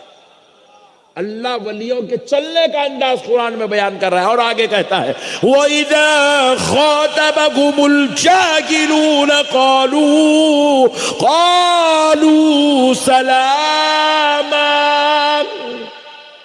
رب کہہ رہا ہے اللہ کے ولیوں کی یہ شان ہوتی ہے، جب کوئی ان کے ساتھ جہالت والی گفتگو کرتا ہے تو وہ بدلے میں جاہلانہ روش اختیار نہیں کرتے، بلکہ وہ سلامتی والا پہلو اختیار کرتے ہیں. لوگ ان کو تکلیف دے وہ دعائیں دے کے گزر جاتے ہیں، خیر کی بات کر کے گزر جاتے ہیں، بھلائی کی بات کر کے گزر جاتے ہیں. الغرض دوستو، میں نے ولیوں کا ایک تعارف آپ کو قرآن سے کرانا چاہا تاکہ آپ کے دل میں یہ یقین کامل ہو جائے کہ ولی قرآن سے ثابت ہے. ولی قرآن سے، ذرا زور سے بولے، ولی کی کرامت قرآن سے، ولی کی اخلاق قرآن سے ثابت ہے، ولی کو رزق جو ملتا ہے یہ قرآن سے ثابت ہے، ولیوں کی طرف نسبت کرنا یہ قرآن سے ثابت ہے. اب آؤ دوستو ایک بات عرض کر دوں تاکہ آپ کو اور ہم کو ایمان کی تازگی نصیب ہو جائے. بعض لوگ کہتے ہیں حضرت، اچھا یہاں پر ایک لطیف نکتہ عرض کرتے ہوئے آگے بڑھتا ہوں. دیکھیے ولیوں کی کرامتیں، ان کا مقام، ان کا مرتبہ، ان کی شان، ان کی رفعت اس لیے بیان نہیں کی جاتی کہ ہم لوگ ولیوں کے اوپر بھروسہ کر کے نماز پڑھنا چھوڑ دیں، عبادت کرنا چھوڑ دیں، تقوی اختیار کرنا چھوڑ دیں، اللہ کو یاد کرنا چھوڑ دیں، اللہ کا ذکر کرنا چھوڑ دیں. نعوذ باللہ، اس کا یہ مطلب نہیں ہے. کئی لوگوں کو ہم دیکھیں، ارے میرے غوث پاک بچا لیں گے، غریب نواز بچا لیں گے، میں ان کا مرید ہوں، میرے جد اعلیٰ میرے دادا پیر مجھے بچا لیں گے، میرا پیر مجھے بچا لے گا. یہ گندا عقیدہ ہے، یہ جاہلانہ عقیدہ ہے، یہ بدبختانہ عقیدہ ہے، یہ بے وقوف احمق لوگوں کا عقیدہ ہے. بھائی آپ انہیں بچا لیں گے تو اس کا مطلب یہ ہے کہ آپ نعوذ باللہ شراب پیئیں گے؟ انہیں آپ کو بچا لیں گے تو اس کا مطلب یہ ہے کہ آپ دنیا میں زنا کرتے پھریں گے؟ انہوں آپ کو اللہ کے دربار میں آپ کی سفارش کریں گے تو اس کا مطلب یہ ہے کہ آپ ماں باپ کی نافرمانی، بیویوں پہ ظلم، بچوں پہ زیادتی کرتے پھریں گے، حرام کاری کریں گے، بدکاری کریں گے، سیاکاری کریں گے، خطائیں کریں گے؟ نعوذ باللہ اس کا یہ مطلب نہیں ہے. ایک مثال دیتا ہوں، بات سمجھ لو مسلمانوں. اگر کسی آدمی کے گھر میں وہ آئنٹمنٹ، وہ کریم رکھا ہوا ہے، آئنٹمنٹ رکھا ہوا ہے جو چھالے آنے کے بعد جسم پہ لگایا جاتا ہے، جس سے چھالا کم ہو جاتا ہے، بعد میں اس کی جو ہے تپش ختم ہو جاتی ہے چھالے کی۔ تو اب آئنٹمنٹ گھر میں ہے جو چھالوں پہ لگایا جاتا، بول کے کتنے لوگ آگ میں ہاتھ ڈالتے؟ بولو، آگ میں ہاتھ ڈال رہے، ارے کئی کو ڈال رہا میں، ارے ڈرنے کی بات، آئنٹمنٹ گھر میں ہے الحمدللہ۔ ایسا کون کون کرتے بولو؟ کوئی کرتے ایسا؟ نہیں کرتے۔ کتنے لوگ ہیں اپنی گاڑی میں کا پیٹرول نکال رہے ہیں، پھینک رہے ہیں، ارے کئی کو پھینک رہا رہے، ارے پیٹرول پمپ ہے رے ہولے، پیٹرول پمپ ہے بول کے کوئی پیٹرول پھینکتا کیا؟ بولے بھائی، باہر آ رہا روڈ پہ، لو 100 روپے تو رکھ، 200 تو رکھ، 300 تو رکھ، پورا بیکانیر پرسنٹ پاگل ہوگا پٹا، اتنا بڑا کٹا لا کے 100 کا لڑا رہا ہے، کئی کو لٹا رہا؟ ارے ابا کا نے بہت ہے جی۔ بات سمجھ رہے آپ میرے پیارے بھائی؟ جس طرح آئنٹمنٹ کے بھروسے پہ آگ میں ہاتھ نہیں ڈالا جاتا، باپ کے بینک بیلنس کو دیکھ کے کٹے کے کٹے نہیں لٹائے جاتے، پیٹرول پمپ کو دیکھ کے جس طرح گاڑیوں میں کا پیٹرول نہیں پھینکا جاتا، اللہ کی قسم اسی طرح ولیوں کی شان و عظمت کو دیکھ کر گنہگار نہیں بنا جاتا، نہیں بنا جاتا میرے بھائی۔ وہ تو اللہ کے ولی ہیں، اللہ ان کو مقام دیا، عزت دیا، رتبہ دیا۔ ہمارا کام کیا ہے؟ ان کی بتائی ہوئی تعلیمات پہ عمل کرنا، ان کی بتائی ہوئی تعلیمات پہ، ذرا زور سے بولو، ان کی بتائی ہوئی تعلیمات پہ عمل کرنا۔ اور آپ برا نہیں مانتے بولے تو ایک بات بولوں، برا نہیں مانتے نا؟ نہیں مانو، کب تک نہیں مانتے؟ برا نہیں مان کے اتنے خطرناک ہو گئے سو اپن لوگ۔ میں یہاں سے لے کے یہاں تک، پھر یہاں سے لے کے وہاں تک دیکھ رہا ہوں، اس کے اندر پٹھے پورے کلین شیف، زبردست۔ ارے مولانا چمڑی تو ہماری ہے، اصل بول رہے ہیں، وہ گائے کی بیل کی چمڑی کچھ نہیں ہے، وہ بھینس کی چمڑی کا اصل چمڑی تو میاں بھائی کی، یاد دیکھو وہ رکھتے چکنے بیٹھے ہوئے ہیں، نہ ان کو نہ اسلامی لباس پہنے ہوئے ہیں، نہ چہرہ اسلامی ہے، نہ حرکتہ اسلامی ہے، نہ گھر میں ماحول اسلامی ہے۔ کیا 11ویں کرنا ہے آج بیکانیر میں، 11ویں ہے، 11ویں سال میں ایک مرتبہ 11ویں کر لے کے 365 دن حرام کا، 365 دن ناجائز مال کا، دھوکے کا، اس کا لیے اس کا غبن، اس کا لیے اس کا۔ ایسے لوگوں کو اللہ جنت میں جگہ دیں گا؟ حرام کا کھانے والا جنت میں جائے گا؟ نعوذ باللہ، یہ تو جنت کی گستاخی ہے، جنت کی بے ادبی ہے۔ اجی یہ اللہ کا گھر ہے، بیکانیر کی جامع مسجد، اس مسجد میں بھی آپ کتنے بڑے باپ کے بیٹے ہوں گے، کتنے بڑے کروڑ پتی کے بیٹے ہوں گے، کتنے بڑے مرشد کے بیٹے ہوں گے، کتنے بڑے عالم ہوں گے، کتنے بڑے مفتی ہوں گے، کتنے بڑے علامہ ہوں گے، کتنے بڑے پیر ہوں گے، آپ کچھ بھی ہوں گے، اللہ کی قسم جب اس گھر میں عبادت کی نیت سے آئیں گے، آپ کو وضو کرنا ہی کرنا ہے۔ بغیر وضو کرے کہ کوئی آدمی دنیا کے گھر میں داخل، بولیے، ہو سکتا کوئی مائی کا لال ایسا پیدا ہوا 1400 سال میں جو بغیر وضو کرے کہ نماز پڑھے گا؟ نہیں ہوا۔ اجی جب اللہ کے گھر میں تم جسم کو پاک کرے بغیر دنیا کی بیکانیر کی مسجد میں نہیں جا سکتے، تو پھر اپنی روح اور جسم کو پاک کرے بغیر گناہوں سے تم جنت میں کیسے داخل ہو سکتے؟ اس مسجد میں داخل ہونے کے لیے وضو، پانی کا وضو ضروری ہے، اس جنت میں جانے کے لیے نیکیوں کا وضو ضروری ہے۔ نیکی کرو مسلمانوں، نیکی کرو، خیر کرو، اچھائی کرو۔ 4 دن کی ہے میرے بھائی دنیا ہے، 4 دن کی ہے، 4 دن۔ اس کے بعد ایک دن گھر کو ڈولا آنے والا ہے، تخت آتے ڈال کے گڑ گڑ گڑ گڑ رہے، نگاہ وائٹ کپڑا بنا کے کندھے پہ اٹھائے، چلو لیفٹ رائٹ، اللہ حافظ، السلام علیکم، goodbye, tata, bye bye, اللہ حافظ، خلاص۔ اتنی ہے زندگی، اتنی ہے میرے بھائی، اتنی ہے زندگی۔ اتنے کے واسطے ایک صاحب کیا کرے، بچہ میرے کو بولا حضرت میرے دادا کا انتقال ہوگا، حضرت ذرا آؤ، حضرت اللہ کے واسطے آپ پڑھا رہے۔ میں بولا بھائی راتوں میں بیان کر کر کے دن میں طبیعت کا پورا دیوالا نکلے ہوا رہتا، تیرا کام تو کر، تیرے دادا ہے تو جنازہ پڑھا، تیرے دادا سے میرے کو کیا تعلق رہے؟ نہیں سرکار آپ آؤ سرکار، بہت ضد کرا تو گئے نماز جنازہ پڑھانے، نماز پڑھا، اللہ اکبر، السلام علیکم ورحمۃ اللہ، نماز ہو گئی۔ اس کے بعد پیچھے سے ایک جنے بولے آخری دیدار کراؤ، بولے تو ڈولے پہ کا کپڑا ہٹائے، کفن کھول کے چہرہ دکھائے، چہرہ میت کا۔ میں بھی دیکھا، کون ہے بیچارہ، پہلی بار دیکھ رہا ہوں میں بھی، 64 ایئرز کا بڈھا ڈولے میں لیٹا ہوا ہے، داڑھی ہے ہی نہیں، ایسا کلین شیو، وہ 3-4 دن پہلے بنایا تھا، شاید شیف مر گیا، ایسا دکھ رہا۔ میں خوب سوچا انہیں خبر میں حساب دینے کو جا رہا، نہیں وہاں ولیمہ کر لینے کو جا رہا۔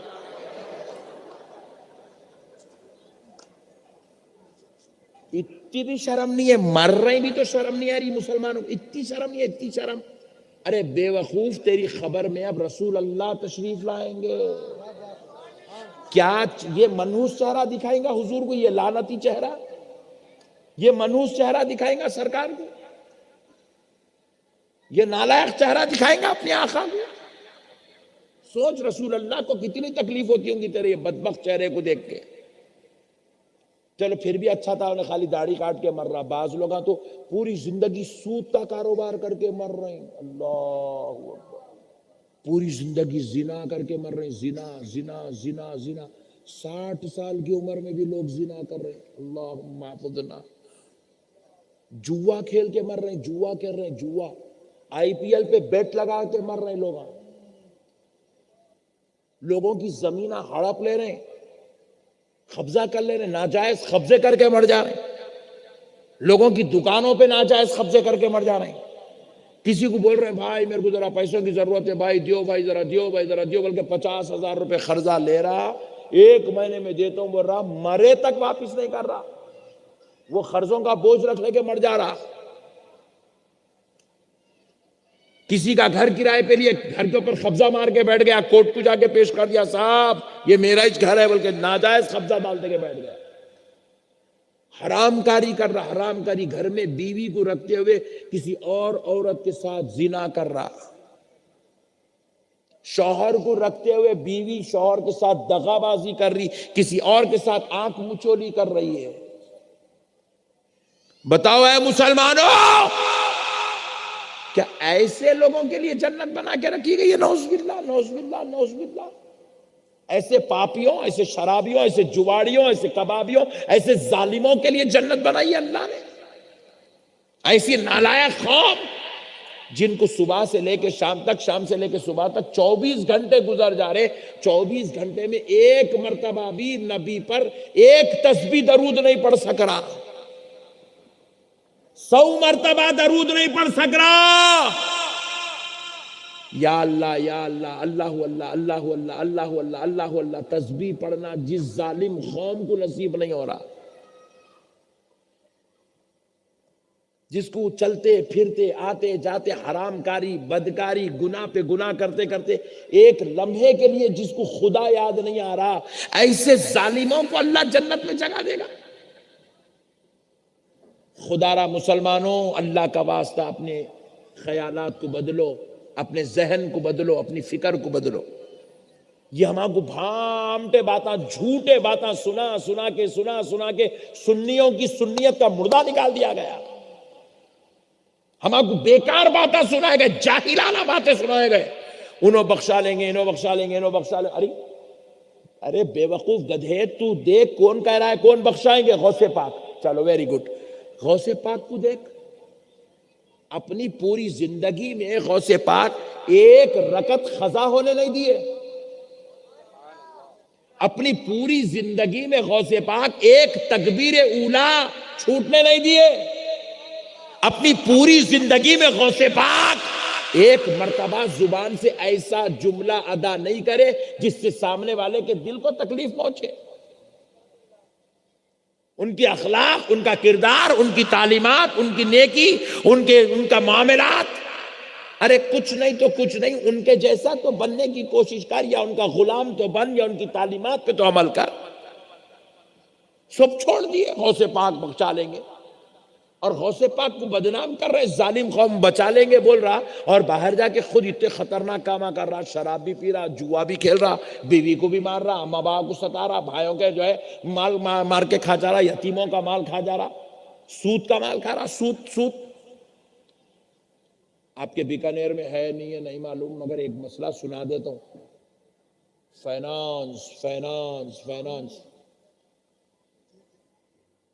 میں چپ بولا بیکانیر میں ہے نہیں ہے کہ، بلکہ میرے کو معلوم ہے سب، پوری دنیا کا مسلمان فائنانس پہ توجہ کیا ہوا ہے، اسی لیے اس قوم کے اوپر اللہ کا عذاب آ رہا، اللہ کا عذاب، اس قوم کے اوپر اللہ کا عذاب آ رہا، اللہ کی لعنت برس رہی ہے اس قوم کے اوپر، سود کی وجہ سے۔ کس کی وجہ سے بولو؟ انٹرسٹ، بولو نا ذرا، بولو انٹرسٹ، انٹرسٹ، فائنانس، فائنانس کی وجہ سے اس قوم پہ اللہ کی لعنت برس رہی ہے، اللہ کا عذاب آ رہا، رحمت کے دروازے بندے کو۔ سنو نوجوانوں غور سے، کاروبار کر رہے نوجوان، 50,000 روپے لے لیا کسی کن سے، بدلے میں کیا دے رہا ہے؟ 60,000، 55,000، پوچھے کئی کو دیا؟ 5,000 بڑھ کے انٹرسٹ ہے مولانا، فائنانس پہ لیا تھا پیسے، سود پہ لیا تھا پیسے۔ سنو اے مسلمانوں، دنیا میں سب سے بدترین بدترین بدترین بدترین درجے کا گناہ ہے زنا۔ کون ہے؟ زور سے بولو، زور سے بولو۔ ام الذنب بولتے اس کو، ام الذنب، تمام گناہوں کی اصل، تمام گناہوں کی جڑ، دنیا کا سب سے بدترین گناہ، اس کے اتنا بدترین گناہ دنیا میں کچھ نہیں ہے۔ لیکن اب رسول اللہ صلی اللہ علیہ وسلم فرماتے ہیں 36 مرتبہ زنا کرنا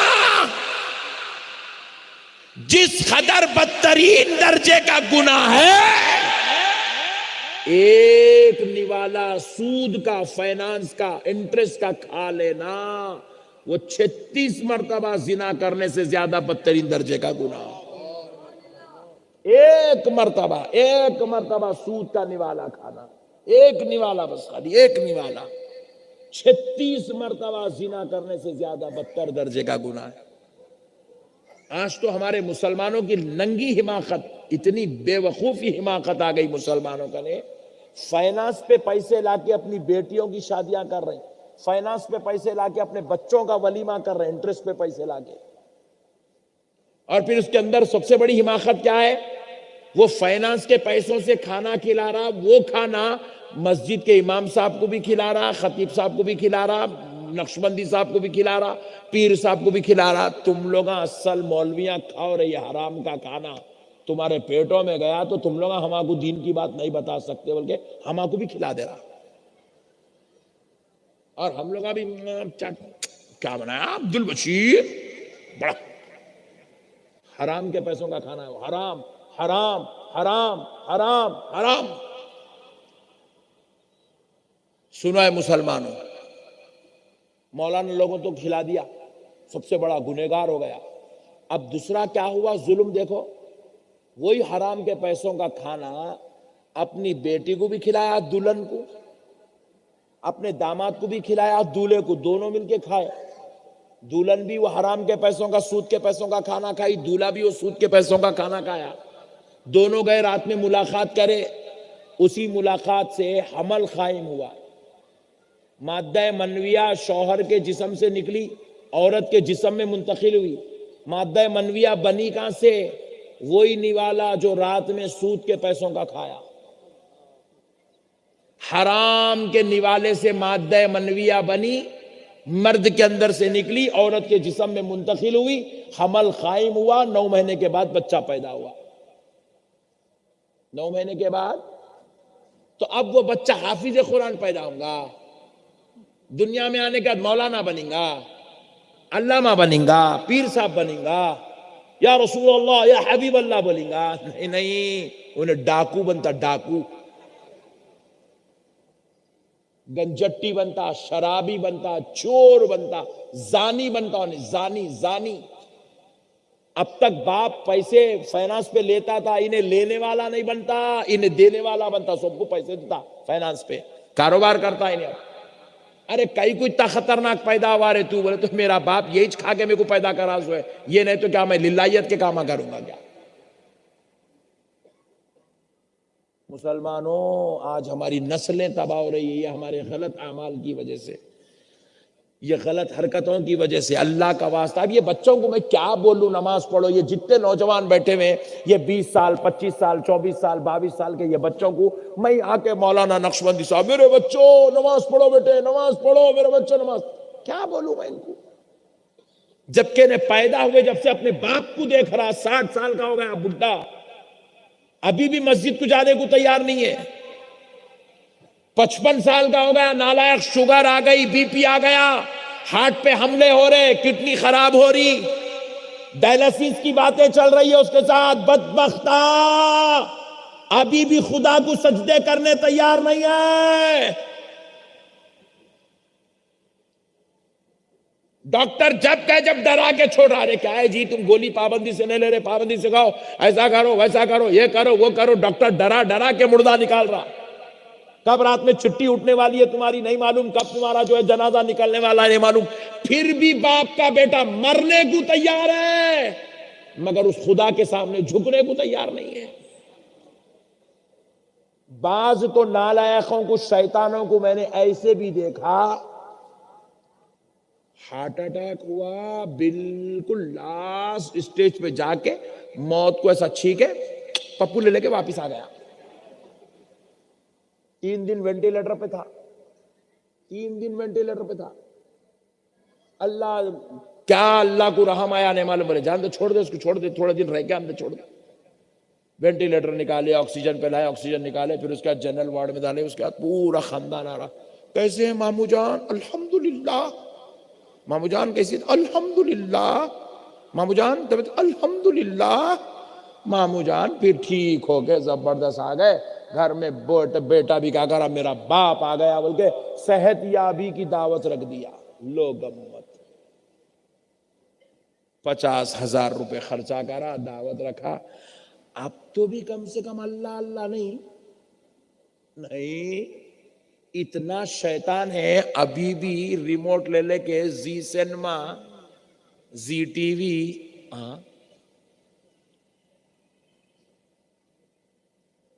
کہاں مر گئی یہ قوم؟ کیوں اس کے اندر خوف خدا پیدا نہیں ہو رہا ہے؟ کیوں اللہ کا خوف اس قوم کو نصیب نہیں ہو رہا ہے؟ کیوں شیطانیت پہ اتر گئی یہ قوم؟ یاد رکھو مسلمانوں, اتنے اگر خطرناک بن جاؤ گے نا, اللہ کی قسم اللہ کے عذاب سے کوئی نہیں بچا سکتا. بیکار باتیں سب, کوئی پیر نہیں بچا سکتا. کوئی پیر آ کے ہم کو پکڑ لیا نا, انہیں کیا بچاتا, ہم لوگ اس کو بھی لے کے چل جاتے, چلو پیر صاحب تم بھی چلو بول کے. ہم لوگ اتنے خطرناک ہو گئے, پیر صاحب کی نैیا ڈوب جائیں گی. کشتی کا کام کیا ہے؟ تیرانا, لوگوں کو یہاں سے وہاں پہنچانا. مگر اس میں 5 لوگ بیٹھے تو پہنچاتی انہیں. اس کی کیپیسٹی ہے 5 آدمی کی, 10 آدمی کی. اس کے اندر بیٹھ گئے 20 آدمی, کیا کرتی کشتی؟ خود بھی ڈوب جاتی لوگوں کے ساتھ. تو پیر صاحب کا کام ہے نماز پڑھانا, روزے رکھانا, عبادت. انہیں مرید بننے جب سے ڈبل گناہ کر رہا. جب سے پیر صاحب کا دامن پکڑا اللہ کو یادش نہیں کر رہا. اب کیا ہوتا, پورے مریدہ مل کے پیر صاحب کو دوزخ میں لے کے چلتے, اچھے جی کرنے چلو تم ساتھ میں بل کے. کوئی پیر نہیں بچائیں گا میرے بھائی. اللہ کا واسطہ آپ کو خود کو اپنا مقدر بدلنا پڑے گا, اپنے حالات بدلنا پڑے گا. قرآن پاک میں اللہ رب العزت فرماتا ہے, ان اللہ لا یغیر بقوم لا یغیر بانفسهم ما یغیر, ان اللہ لا یغیر بانفسهم.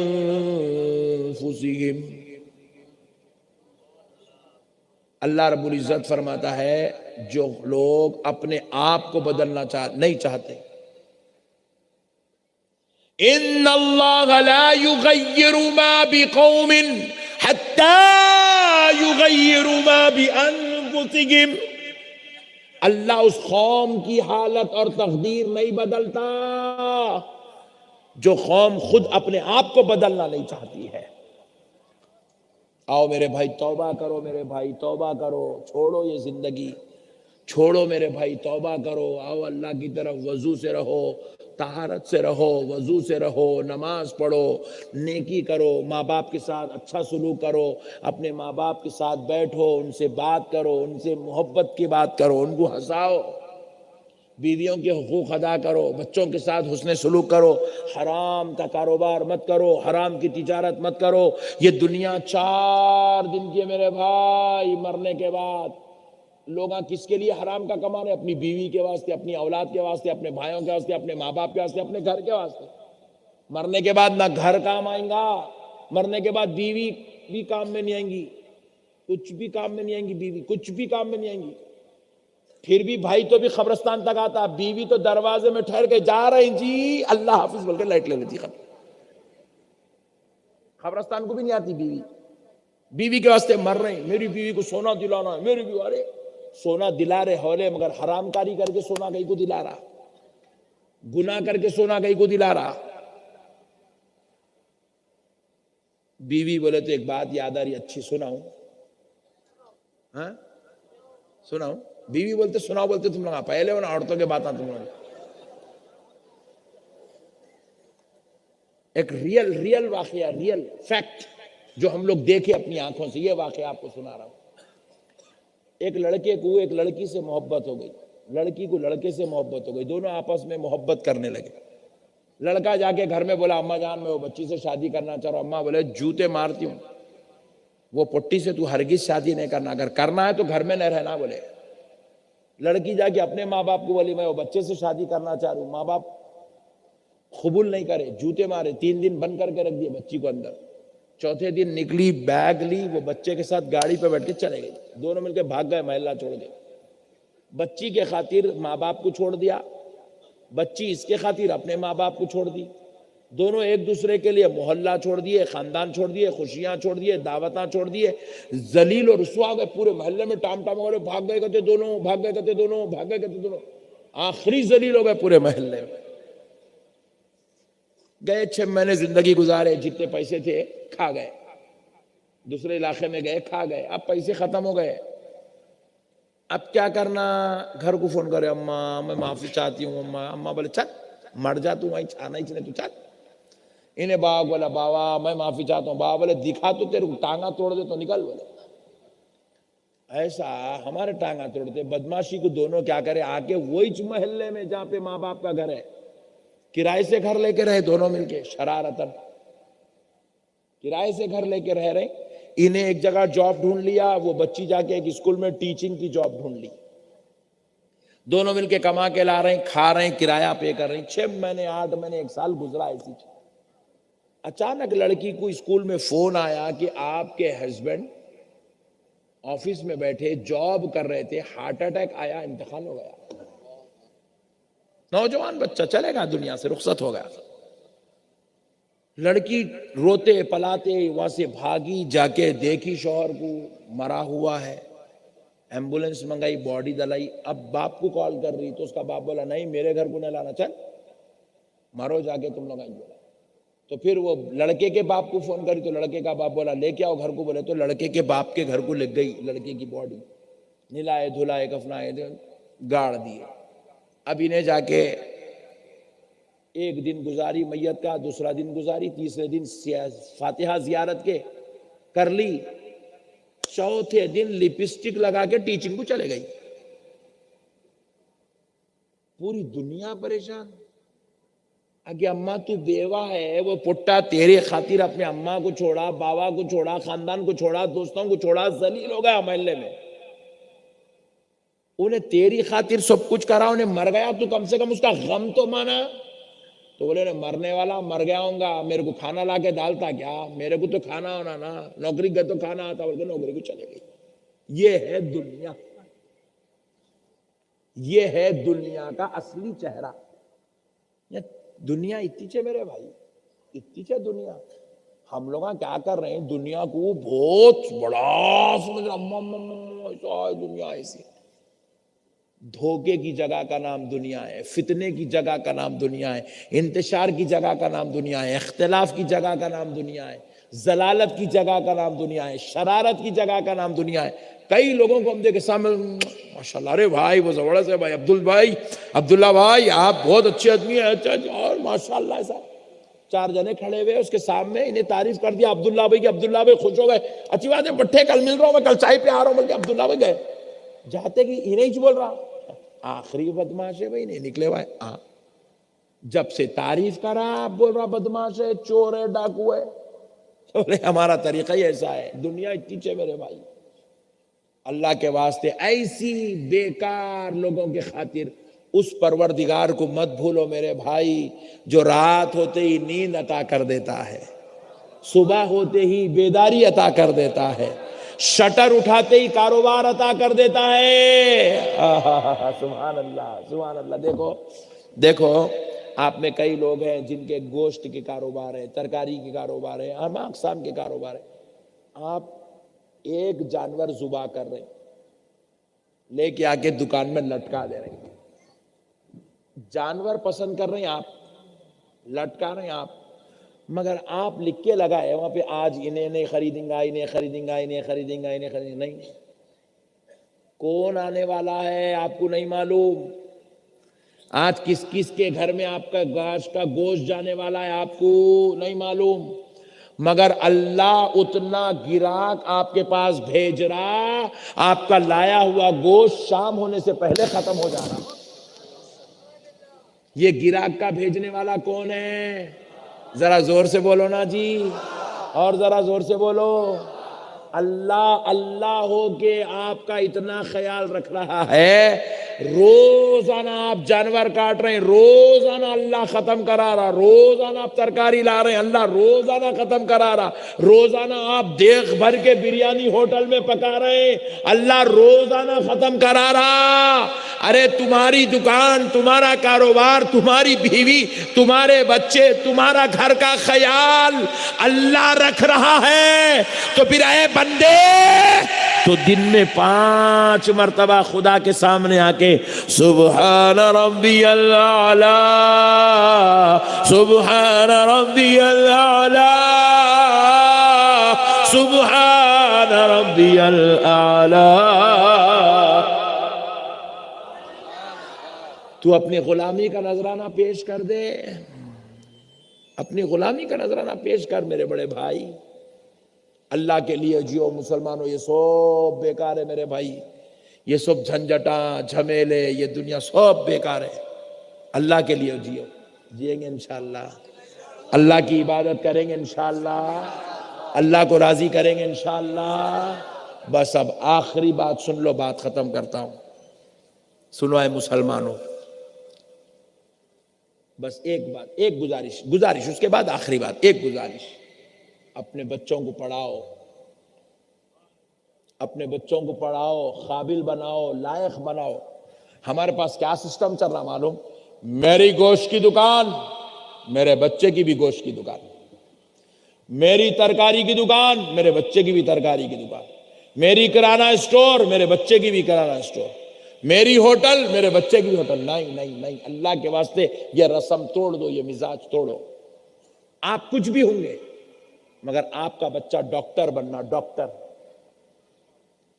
آپ کا بچہ انجینئر بننا، آپ کا ایک بچہ عالم دین بننا، حافظ قرآن بننا، آپ کا ایک بچہ ولایت کی منازل کو طے کرنے والا بننا۔ اپنے بچوں کو قابل بناؤ میرے بھائی، لائق بناؤ، نیک بناؤ۔ ہم لوگ اپنے بچوں کو چھوڑ دیے، پڑھتا تو پڑھ، نہیں تو جا رہے چل، کیا کرتا کر، تیرے کو دنیا میں لانا اپنا کام تھا، جینا تیرا کام ہے، چھوڑ دیے میدان میں، مارکیٹ میں، کیا تو بھی کر لے۔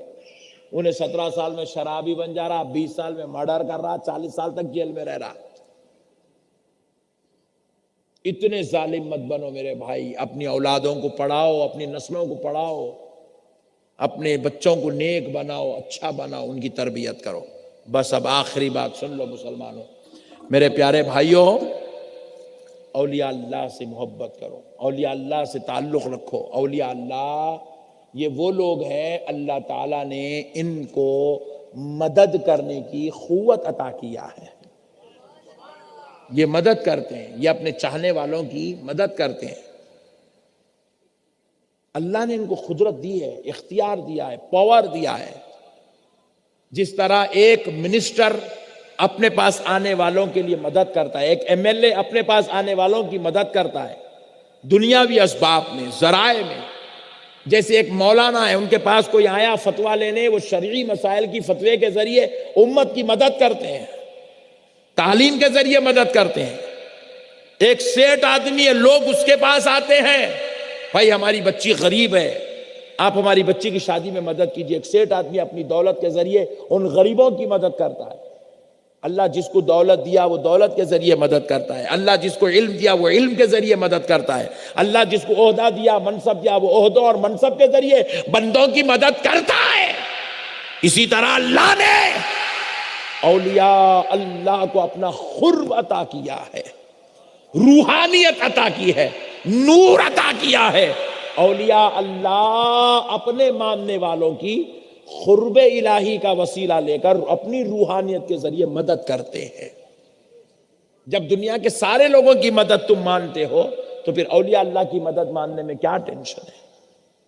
اولیاء اللہ اس بات پر قادر ہے، ان کے رب نے ان کو یہ قوت عطا کی ہے کہ وہ اپنے پاس آنے والوں کے لیے تصرف فرماتے ہیں، ان کے اوپر توجہ فرماتے ہیں، ان کے قلوب کو پاک کرتے ہیں، ان کی جسم کے اندر سے شرارت والے مادے ختم کرتے ہیں، ان کو نور والا بناتے ہیں، اور ان کو اللہ کا مقرب و محبوب بنا کر اس کو دوزخ کے عذاب، محشر کے عذاب، قبر کے عذاب سے بچا لیتے ہیں. اس لیے میرے بھائیوں، اولیاء اللہ سے محبت، ان سے تعلق کو مضبوط کرو، رشتوں کو مضبوط کرو، ان کو چاہو. اولیاء اللہ کے آستانوں پہ ہمارے سنیاں ولیوں کا جاتے جا کے انہیں گنبد کو دیکھتے رہتا، انہیں مزار کو دیکھتے رہتا، انہیں چادر کو دیکھتے رہتا، انہیں پھولوں کو دیکھتے رہتا، انہیں خادم کو دیکھتا، انہیں سجادے صاحب کو دیکھتا. نہیں نہیں نہیں نہیں، تم خادموں کو دیکھنے، گنبدوں کو دیکھنے، چادروں کو دیکھنے وہاں نہیں جا رہے.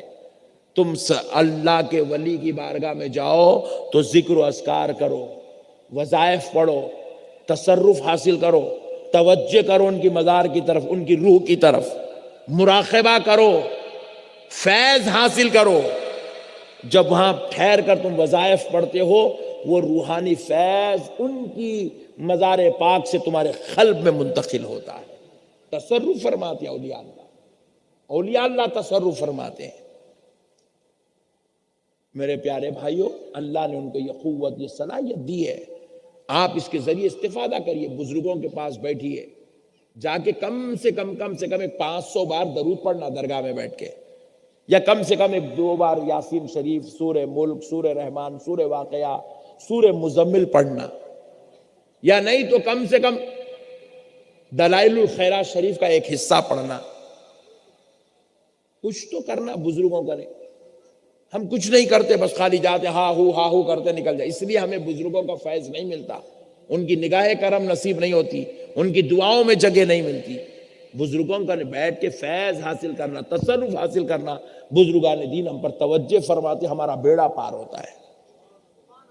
میں امید کرتا ہوں کہ انشاءاللہ آپ حضرات کریں گے انشاءاللہ. اللہ تبارک و تعالی آپ کا ہمارا بیٹھنا، سننا، سمجھنا قبول فرمائے. وما علینا الا البلاغ.